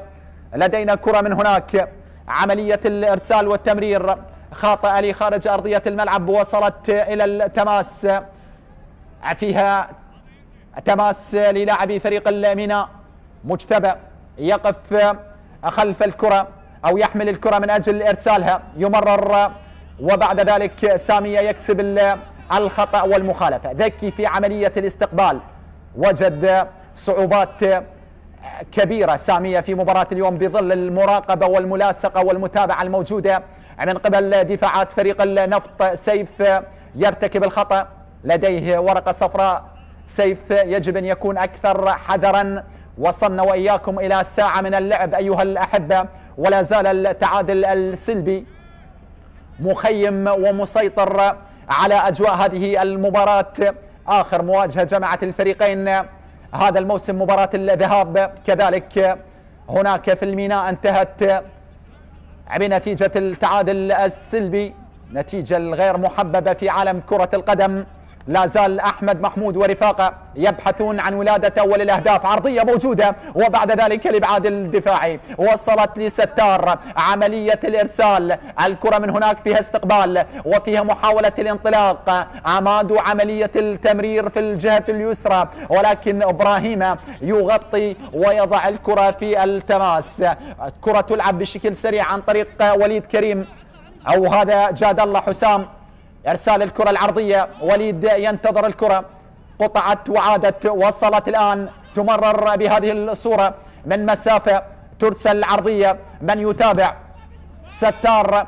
الكرة يحاول فيها، تحولت الآن علي كيسندا، تمريرة من هناك أمامية، ولكن تدخل عن طريق المدافع حبيب محمد بالصدر، يستعيد الكرة. تبدأ الهجمة عن طريق كرار رزاق، وصلت الآن لحبيب، أرسلت لمحمد سادات، تمريرة لسامهين من هناك، يبحث عن أمادو، الانطلاق والخروج الموفق لحارس المرمى عبد سليم حماد، يلتقط الكرة وبعد ذلك يعطي الطمأنينة والثقة للزملاء أنه حاضر مركز في مباراة اليوم، يذود عن شباك بشتى الطرق من أجل الإبقاء على نظافة شباك الميناء. هذه الكرة اللي طالب من خلالها لاعبي، ولكن اليد كانت مضمومة خلف الظهر. كرة تعود مرة أخرى، وصلت لسامسون دير، فيها عودة لحارس مرمى حسين علي جولي.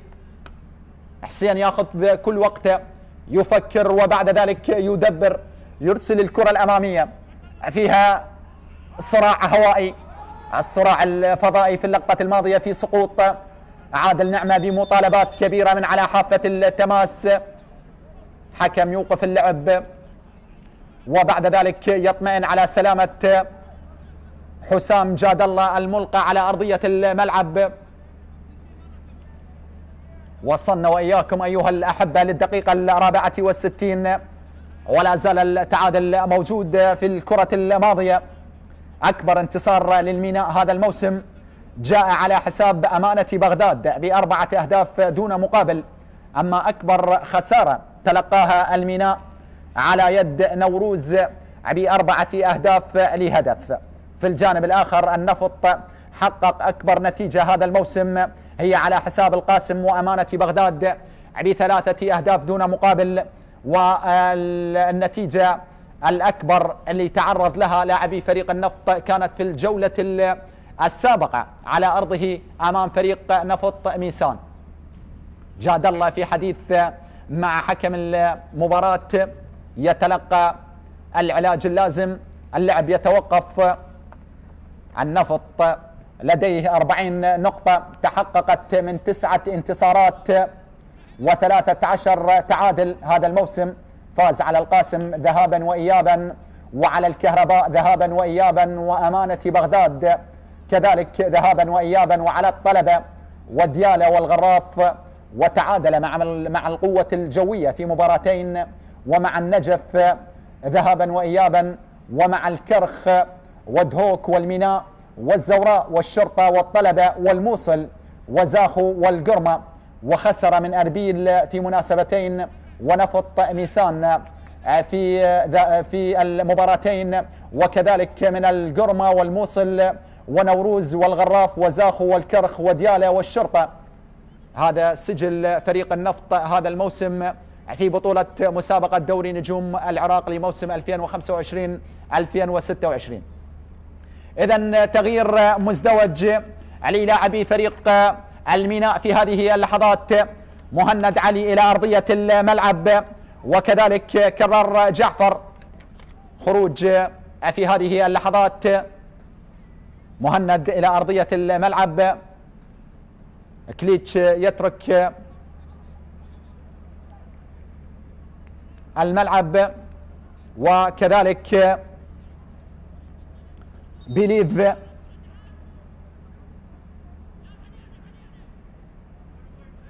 إذن تغيير مزدوج.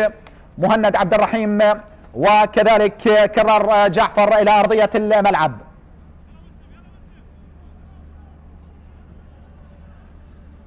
كرة موجودة من هناك، عادت مرة أخرى، أرسلت لأحمد محمود، يحاول فيها، يمرر عن طريق الجهة اليسرى، تصل لمرتضى مرة أخرى، تمريرة الرد، مرتضى طويلة في الأمام، مهند عبد الرحيم، محاولة الضغط أو سامية في اللقطة الماضية، محاولة الضغط أكثر على مرمى فريق النفط، نظام 4-4-2، سامية ومهند في المقدمة، وبعد ذلك الدعم الكبير عن طريق كيسندا والكرار جعفر وأحمد محمود ومرتضى علي. رباعي خط الوسط، يتحصل الميناء على خطأ. هذا كرار جعفر البديل القادم في صفوف فريق الميناء. إذن خطأ موجود ومخالفة في هذه اللحظات. فيصل، مرتضى يقف على الكرة، ينتظر أن يبدأ عن طريق المدافع فيصل جاسم من هناك، تمريرة ونقلة أمامية، والكرة فيها متابعة وفيها مراقبة، لا زالت حاضرة بأقدام لاعبي فريق النفط أو الميناء، ولكن تحولت إلى الجانبية. لدينا رمية جانبية عن طريق كرار رزاق. شوط أول كبير لكرار. تعادل يستمر أيها الأحبة. نحن وإياكم نلعب في الدقيقة 68. خارطة مدرب فريق الميناء تحركت، دفع بمهند، النوايا واضحة، الظفر بنقاط المباراة الكاملة، هذا ما يسعى ويتطلع من أجل مدرب الميناء إدارة الميناء في مباراة اليوم من أجل تحقيق النقاط الكاملة. غضب كبير محمد سادات في اللقطة الماضية، حكم المواجهة يتحدث فيها في اللقطة الماضية كان يطالب بخطأ، وبعد ذلك مهند عبد الرحيم يبدو وكأن التدخل لم يكن مقصودا. خطأ موجود، كرة تلعب عن طريق المدافع حبيب محمد، أرسلت لسامسون، عادت لستار ياسين، أمامية من هناك عن طريق كرار رزاق، يمرر بهذه الصورة، تصل لوليد، عادت لسادات، وصلت لستار، قطعت وتحولت، انطلاقة سريعة سامية، عملية الصراع الموجود، وحارس المرمى يودع الكرة في مبدأ الأمان والسلام في اللقطة الماضية، والكرة وصلت الآن إلى تماس. كيسند عملية التمرير، نقلة وتمريرة صافرة وخطأ ومخالفة في هذه اللحظات. لدينا مخالفة وخطأ للاعبي فريق الميناء، خطأ موجود ومخالفة لمرتضى علي، يتحصل على الخطأ والكرة الثابتة في هذه اللحظات. تتحدث عن الميناء العراقة والأصالة والتاريخ والحضور. لدينا كرة بهذه الصورة، وصلت لكيسند، عرضية موجودة على مستوى القائم الثاني، رأسية متابعة، الله الله، أول الضربات، أول الكرات المسجلة، الميناء عن طريق الكرات الثابتة وصلت ونقلت، وكيسند في عملية الكروس المقوس، بعد ذلك العرضية، ومهند عبد الرحيم يضع الميناء في المقدمة. السفانة يقص شريط الافتتاح في تمام الدقيقة 70، يسجل أول الأهداف عن طريق البديل القائد والكابتن، عرضية موجودة على مستوى القائم البعيد، بعد ذلك الرأسية والمتابعة والكرة بهذه الصورة العالية الجودة. مهند لا يكذب خبر، نعم أتى بالأفراح والبشائر، سجل أولا، تقدم الآن الميناء بأول الأهداف بكرة بهذه الصورة. كيسند كسر التسلل في اللقطة الماضية، وبعد ذلك العرضية، ومهند يأتي بالبشائر، يسجل، يتقدم الميناء عن طريق المهاجم مهند عبد الرحيم، يصل إلى الهدف السادس هذا الموسم، وضع الميناء في المقدمة. الآن ستتغير المباراة، بل يتبدل الواقع. النفط سيهاجم، سيترك المساحات، الميناء ربما على الأغلب سيدافع ويحاول أن يستغل الفراغات والمساحات. 1-0 في الدقيقة 70 من عمر أحداث هذه المواجهة أيها الأحبة، يغير واقع المباراة. انتظرنا 70 دقيقة حتى نشاهد ونرى أول الأهداف. حكم المباراة يطلب إعادة تنفيذ الكرة في اللقطة الماضية على اعتبار هناك مضايقة لحارس المرمى. وليد يعترض على القرار. 1-0، نعم، رفع القدم، إشارة الحكم يشرح الوضع في عملية التدخل في اللقطة الماضية. إذن هذه الصورة على اعتبار رفع القدم، لا يسمح القانون بهكذا صورة عندما تكون مضايقة لحارس المرمى بهكذا طريقة. لدينا كرة تعود مرة أخرى. ماذا عن النفط؟ كيف سيكون رد اعتبار النفط في الدقائق المتبقية والقادمة، الدقائق 17 القادمة للنفط؟ ماذا عن النفط إن أراد العودة عليه أن يندفع ولا يتناسى المساحات والفراغات والثغرات اللي ربما سيخلفها لاعبي فريق النفط؟ كرة تحولت إلى خارج أرضية الملعب. عمادو موتاري، تغيير موجود في صفوف النفط. عمار سيكون إلى أرضية الملعب، عمار غالب القادم من الشرطة، وكذلك حسام جاد الله يترك أرضية الملعب، سامهين كذلك يترك أرضية الملعب، والزج أبي محمد عدنان. إذن محمد وعمار إلى أرضية الملعب، الكرة من هناك موجودة، محاولة حاضرة، سامهين ترك أرضية الملعب رفقة حسام جاد الله. كرة موجودة الآن، النفط يبحث بعد أن تلقت شباك أول الأهداف، يدفع بورقتين من أجل تغيير الواقع ومن أجل العودة إلى مجريات هذه المباراة. لدينا كرة أمامية، الاستقبال والتحضير، مهند ممتاز، أعطى ثقة كبيرة لخط هجوم الميناء فور دخوله إلى أرضية الملعب، سجل نعم واستقبل الكرة بشكل ممتاز ووضعها في مرمى فريق النفط. كرة وصلت عن طريق سامسون دير، ارسال الكرة وتمريرها لا زالت موجودة عن طريق عمار غالب، يمرر الكرة لمحمد عدنان، وصلت الآن الكرة لوليد، أرسلت لسادات، تعود مرة أخرى لوليد، لا زالت بأقدام لاعبي فريق النفط، عملية الإرسال والتسديد، الله،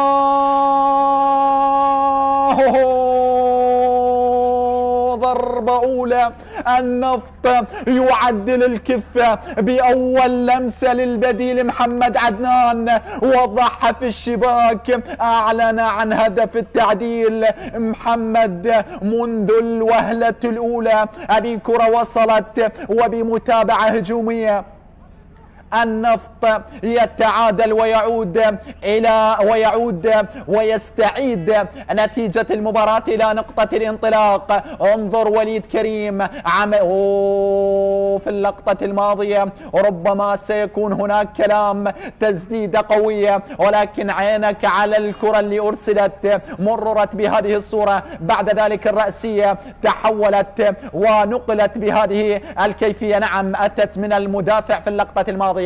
الكرة وضعت في الشباك، أبي كرة قوية جدا، سجل النفط هدف بهذه الصورة وعادل الكفة عن طريق محمد عدنان. فرحة هذا الرجل لم تكتمل، وحكم المباراة يشيك الحالة وينتظر القرار في اللقطة الماضية. لذلك 1-1 في تمام الدقيقة 75. لاعبي فريق الميناء ينتظرون في اللقطة الماضية. شوف الكرة أرسلت بهذه الصورة، بعد ذلك الرأسية، الكرة كانت قادمة عن طريق المدافع مسلم موسى، أرسلت نعم، ربما لاعب فريق النفط كان متسلل ربما، ولكن الكرة كانت عن طريق المدافع مسلم موسى. ماذا عن قرار حكم المباراة في هذه اللحظات؟ ننتظر تقنية الفيديو ربما للتأكيد أكثر. عادل نعمة يتمنى أن يحتسب هذا الهدف للعودة إلى نتيجة المباراة، واقع التعادل. مشرف ومدير الفريق أمامك في الصورة في اللقطة الماضية، مشتاق كاظم كذلك ينتظر قرار الحكم. مهند عبد الرحيم يتحدث مع حكم المباراة من هناك. وليد كريم حديث متواصل. وماذا عن هذه اللحظات؟ النفط من أجل الأفراح والعودة لنتيجة هذه المباراة، والميناء يتطلع من أجل حقيقة الإبقاء على التقدم. الهدف هل سيحتسب أم يلغى في هذه اللحظات؟ ننتظر قرار حكم المباراة. التوقف يستمر والحديث الجانبي موجود بين حكم هذه المواجهة الدكتور علي حسين على ماذا الصافرة في هذه الأثناء، وأيضا الحديث مع حكم تقنية الفيديو من هناك علي إبراهيم. يتواصل التشاور والتحاور والحديث بين السيد علي حسين وبين حكام تقنية الفيديو من هناك علي إبراهيم وياسر هاشم. ماذا عن قرار الحكم؟ يتوقف اللعب والحديث يستمر. وعادل نعمة في هذه اللحظات حقيقة غير سعيد بظل هذا الحديث المتواصل. الميناء والنفط جولة 35 لبطولة دورينا. الميناء في الجولة القادمة يستضيف الموصل، وبعدها أيضا يخوض مباراة الجولة 37 أمام الطلبة في البصرة، قبل أن يذهب لمواجهة الشرطة في ختام هذه الجولة. بينما النفط يستقبل دهوك، وبعد ذلك يواجه نوروز. يستقبل دهوك وبعد ذلك يواجه الزوراء، ويختتم الدوري بمواجهة نوروز. لا زالت الاعتراضات مستمرة. مباراة الأولى للجولة 35 بنفس هذا التوقيت. هناك مباراة نفط ميسان والقرمة. حكم المباراة واللعب لا زال متوقف. اليوم الأول من الجولة 35 يختتم بمباراة الزوراء والقاسم في تمام الساعة 8 بتوقيت العاصمة الحبيبة بغداد، على أن يستكمل يوم غد بمواجهة أمانة بغداد والكهرباء والغراف والموصل، وكذلك دهوك،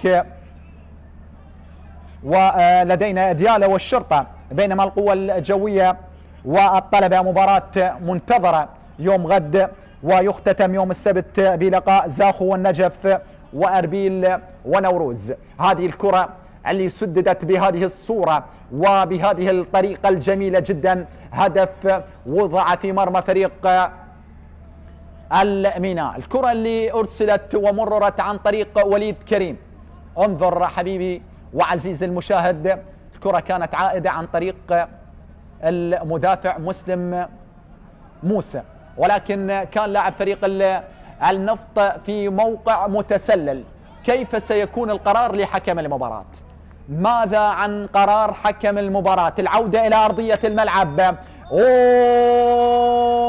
الهدف يعتمد ويحتسب في مرمى فريق الميناء. يسجل النفط ويؤكد ويتم تأكيد صحة الهدف، وأيضا سجدة الشكر كانت موجودة. نعم، الكرة كانت عن طريق المدافع مسلم موسى. انظر، المهاجم كان متسلل، ولكن الكرة كانت عائدة عن طريق المدافع، وصلت لمحمد عدنان. هوب في المرمى، أعلن عن هدف التعديل، وضع الكرة في المرمى وسجل منذ اللمسة الأولى، منذ الكرة الأولى أعلن عن التعادل، وعاد النفط مرة أخرى لمجريات هذه المباراة.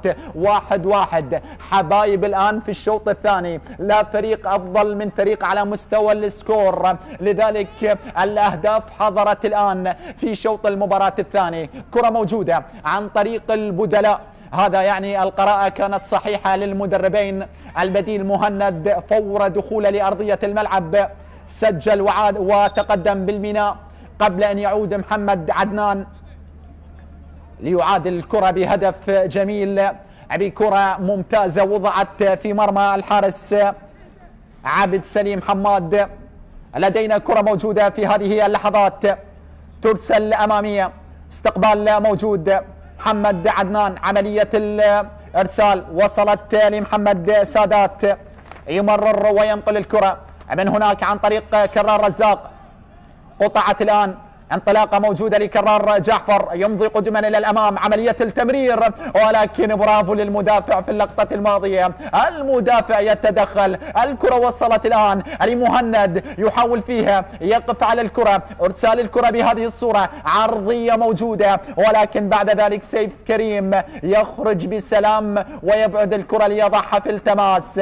تعود الآن للميناء عن طريق مجتبى علي، ترسل وتمرر. كيسندا، عملية التمرير، علي أحمد محمود، تمريرة أمامية على مستوى الشق الدفاعي، أبعدت من قبل دفاعات النفط، عادت لفيصل جاسم. شوط ثاني فيه السرعات موجودة، الرغبة حاضرة، والإرادة موجودة في هذا اللقاء. الكل يبحث الكرة الأمامية، النقلة حاضرة، وبعد ذلك حارس المرمى حسين علي جولي يلتقط الكرة، يبدأ الهجوم عن طريق الجهة اليمنى. الظهير الأيمن يتحرك ويمضي قدما إلى الأمام، يبحث عن زميل، وصلت لعمار غالب، الانطلاقة للبديل، يفتك الكرة في اللقطة الماضية، يستعيدها لاعبي فريق الميناء. الكرة واصلة، لم يفهمها مهند في اللقطة الماضية، يستعيدها الآن ستار ياسين. عودة للظهير الأيسر سيف، وصلت لحارس مرماهم. من هناك حسين علي يمرر كرة أمامية، سرعات مستمرة، صافرة أو ماذا في اللقطة الماضية. اللعب يتواصل، حكم المباراة يشير في استمرارية اللعب. ستار ياسين انطلاقة في الجهة اليمنى، ولكن بعد ذلك تحولت إلى التماس، نقلت لوليد كريم من أمام المدافع أو لاعب الوسط أحمد محمود. الكرة قطعت، خطأ الآن لمهند عبد الرحيم ورفاقه. الآن المباراة تلعب برتم آخر، بإيقاع مختلف في هذه اللحظات، خصوصا بعد الأهداف اللي سجلت في شوط المباراة الثاني. الكل يبحث من أجل إضافة المزيد من الأهداف، الكل يبحث عن النقاط الثلاث في هذه المواجهة. الميناء يبحث عن النقطة 38 لتأمين المركز 15. يعلم هناك أمانة بغداد، هناك الكهرباء، كلاهما لديه 34 نقطة، ويعني التعادل في مباراة اليوم وفوز أحد الفريقين في المباريات في هذه الجولة ربما يصعب مأمورية الميناء في الحفاظ على مركزه. كرة موجودة لا زالت حاضرة، فيها متابعة الآن للاعبي فريق النفط، ترسل أمامية على مستوى قوس الجزاء، تبعد من قبل مسلم موسى، وصلت لخارج أرضية الملعب، حاول فيها كرار جعفر، يتفادى خروج التماس في اللقطة الماضية، ولكن الكرة تحولت لخارج أرضية الملعب. وصلت الآن علي الجانبية، تلعب عن طريق كرار، وصلت مرة أخرى من وليد إلى كرار، يحاول الانطلاق، ولكن كرار جعفر في اللقطة الماضية يقطع الطريق، يقطع الدعم والإمداد، والكرة تتحول إلى التماس. أمامية ترسل، مهند يستعيدها لمسلم موسى، تمرر بهذه الصورة، وصلت عن طريق ستار ياسين، موجودة في الجهة اليسرى سيف كريم، تمريرة حاضرة لستار، يمرر الكرة في المساحة الممتازة. محمد عدنان صاحب هدف التعديل في هذه اللحظات، لا زال الصراع، محمد يمر، بعد ذلك العرضية، ولكن تفطن دفاعي وتباطؤ من أحمد محمود لتعود الكرة، فيها متابعة عرضية من محمد عدنان، ولكن حارس المرمى هذه المرة عبد سليم حماد، خروج موفق، قراءة سليمة، التقاط الكرة، الاحتفاظ بالكرة، وبعد ذلك حكم المباراة يوقف اللعب. على ماذا؟ اللعب يتوقف، والحديث في هذه اللحظات قرار حكم المباراة مهند عبد الرحيم، حديث موجود، والمباراة ستستأنف بعد لحظات. دقيقة 87 أيها الأحبة من عمر أحداث هذه المواجهة، لا زال التعادل الإيجابي. كرة فيها محاولة، عملية المرور، وبعد ذلك الصافرة والخطأ، صافرة وخطأ ومخالفة للاعبي فريق الميناء على مقربة من قوس الجزاء. يبحث الميناء من أجل العودة إلى التقدم مرة أخرى. كرة ثابتة وضربة حرة مباشرة. الكرات الثابتة ستكون سلاح ذو حدين في حال تم استغلالها واستثمارها من أصحاب الاختصاص. أكثر من اسم يقف خلف هذه الكرة. عملية الانطلاق والتقدم إلى الأمام، والسقوط كان موجود للبديل محمد قاسم انصيف. إذن لدينا كرة ثابتة وضربة حرة مباشرة. محمد قاسم انصيف هو من سقط أرضا وهو من تحصل على الكرة الثابتة. ولدينا سامية، ولدينا كرة ثابتة في هذه اللحظات. مسلم موسى الكرة الثابتة والمتابعة والمراقبة. الآن نشاهد ونتابع ونراقب وننتظر أين ستكون هذه الكرة. جدار صد. مسلم الآن يتقدم والكرة الثابتة والتقدم موجود، وحكم المباراة يطلب احترام المسافة القانونية 9 أمتار و15 سنتيمتر على الطابع ستكون. لا زالت الكرة الثابتة عن طريق محمد قاسم نصيف بالقدم اليمنى المحببة. محمد يتقدم يرسل الكرة ولكنها تمر من فوق العارضة الأفقية وتتحول إلى خارج أرضية الملعب. محمد البديل اللي يدخل إلى أرضية الملعب على حساب ياسين سامية. إذن تغيير ثالث في صفوف فريق الميناء. موتاري أمام أنظارك، هدفين علي. هذا المهاجم تحرك كثيرا ولكن اصطدم بدفاعات الميناء. كرة أمامية ترسل طويلة في الأمام، متابعة موجودة لا زالت حاضرة، فيها صراعات تتواصل عن طريق كيسندا. تفتك الكرة من سيف كريم، يستعيدها عمار غالب. عملية تمرير الكرة في المساحة الموجودة من هناك. أمادو عملية الإرسال والتمرير أمام المرمى. هذا جول. هدف أبيض يلغى ويحذف بداعي لمس الكرة باليد أو الراية والتسلل. قبل ذلك راية وتسلل في اللقطة الماضية، ولكن أعتقد أن الكرة لامست يد اللاعب اللي سقط أرضا. شوف الكرة، شوف التمريرة. نعم التسلل كان حاضرا موجودا في اللقطة الماضية، ولذلك لدينا تغيير ثالث في صفوف فريق النفط في هذه اللحظات. تغيير ثالث علي لاعبي فريق النفط. خروج موجود الآن لأمادو والزج. أبي مشتاق طالب. إذن مشتاق طالب على أرضية الملعب في هذه اللحظات. لدينا كرة حاضرة، تمريرة من هناك وصلت لمهند. محاولة الربط مع كيسندا. خروج موفق لحارس المرمى حسين علي جولي. يلتقط الكرة وبعد ذلك ينتظر ارسال كرة طويلة في الامام. وصلنا واياكم ايها الاحبة الى الدقيقة 90 من احداث هذه المواجهة. التعادل الايجابي هدف لكل فريق. ماذا عن الوقت المضاف وماذا عن رغبة الفريقين في الدقائق المتبقية والمضافة من عمر احداث هذه المواجهة؟ الميناء في حال انتهت النتيجة على هذا الحال يصل إلى النقطة 36 والمركز 15 مهدد، بينما النفط يصل إلى النقطة 41.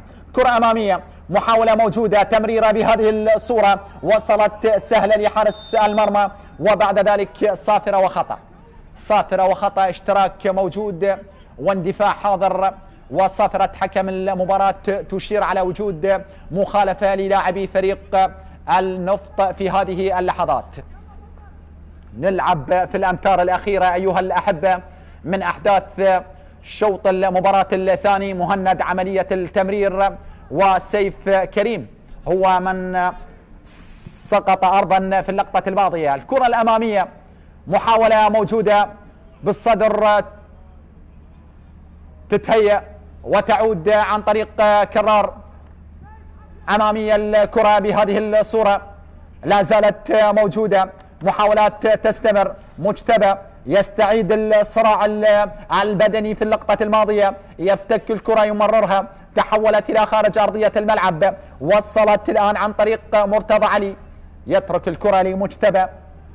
الميناء يلعب باستعجال كبير، يبحث عن استغلال الوقت والثواني، يعلم أن الدقائق المتبقية ربما لا تسعف الفريق. كرة فيها قوة بدنية في اللقطة الماضية، ورقة صفراء موجودة في هذه اللحظات. الورقة الصفراء الحاضرة علي اللاعب كيسندا، يتلقى ورقة صفراء بعد التدخل القوي في اللقطة الماضية. نعم، تدخل فيه نوع من الاندفاع، ولذلك خطأ موجود لدينا، خطأ موجود. 7 دقائق مضافة أيها الأحبة من على أحداث هذه المباراة. سنلعب حتى الدقيقة 97، الدقيقة 4 من أحداث الوقت المضاف، ولا زال التعادل مستمر ومسيطر على أجواء هذه المواجهة. الكرة فيها محاولة الآن، متابعة وصلت لسيف، عملية الإرسال محمد عدنان، إرسال الكرة لستار ياسين، ولكن مجتبى علي قوي في الالتحامات، يستعيد الكرة لمهند، عملية المرور يا ولد يا مهند، مرور ممتاز بانسيابية عالية جدا. وورقة صفراء حاضرة، ورقة صفراء حاضرة الآن للاعب فريق النفط سامسون دير في هذه اللحظات. هي الورقة الصفراء الرابعة للاعبي فريق النفط في هذه المباراة. مهند يعاني من إصابة، نتمنى أن تكون سليمة، لا نتمناها أن تكون مؤثرة. دقائق القليلة المتبقية، فريق الميناء أحوج لجميع لاعبيه، ولذلك لدينا كرة حاضرة في هذه اللحظات، الكرة الثابتة والضربة الحرة المباشرة.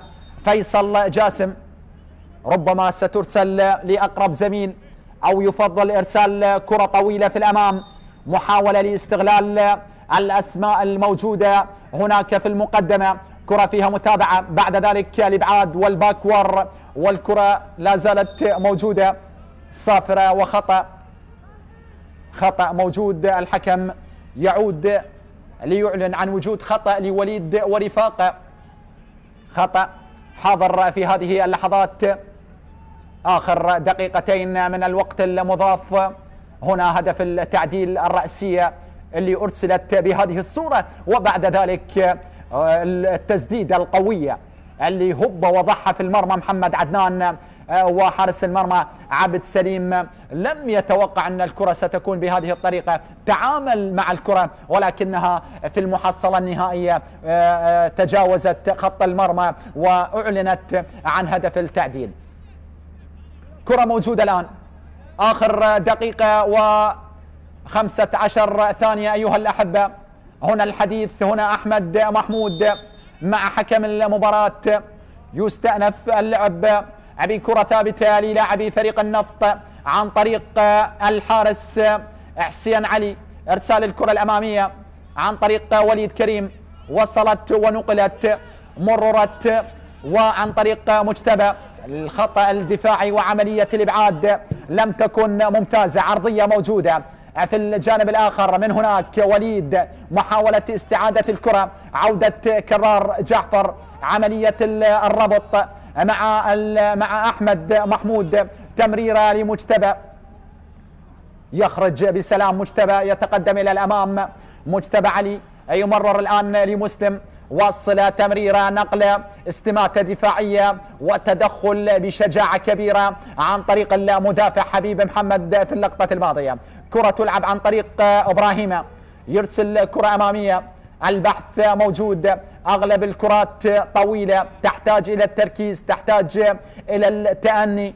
فريقين بدأ يبحث في الثواني الأخيرة والومضات الأخيرة من عمر أحداث الشوط الثاني. كرة موجودة، خطأ موجود، مخالفة حاضرة، هذه المرة على اللاعب الوسط محمد سادات في اللقطة الماضية، لاعب الغاني 24 سنة، هدف وحيد هذا الموسم مع فريق النفط. لدينا كرة موجودة وضربة حرة مباشرة، كيسندا كالعادة، الكرات الجانبية الثابتة، القدم اليمنى المحببة لكيسندا، يبحث عن إرسال كرة عرضية. نشاهد ونتابع ونراقب وننتظر الآن الكرة الثابتة العرضية ستكون حاضرة، ترسل بهذه الصورة، رأسية موجودة ولكنها مرت بعيدة وتحولت إلى خارج أرضية الملعب. ومعها مشاهدينا متابعينا صفرة حكم المباراة السيد حسين علي يعلن نهاية أحداث هذه المواجهة بالتعادل الإيجابي بهدف لكل فريق. إذن الحكم الدكتور علي حسين ربما يعلن نهاية أحداث هذه المواجهة أو ماذا؟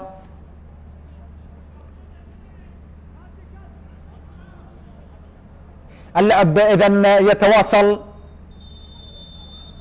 إذن بعد الحقيقة الاتصال مع غرفة الفار حكم المباراة الدكتور علي حسين يعلن نهاية أحداث هذه المواجهة بين النفط والميناء تنتهي بالتمام والكمال بهدف لكل فريق. النفط يصل إلى النقطة 41 والميناء يصل إلى النقطة 36. أيها الأحبة، كنت معكم على مدار مجريات هذه المواجهة. في الختام تقبلوا تحياتي من كنت معكم فراس الذهبي، وعلى أمل اللقاء.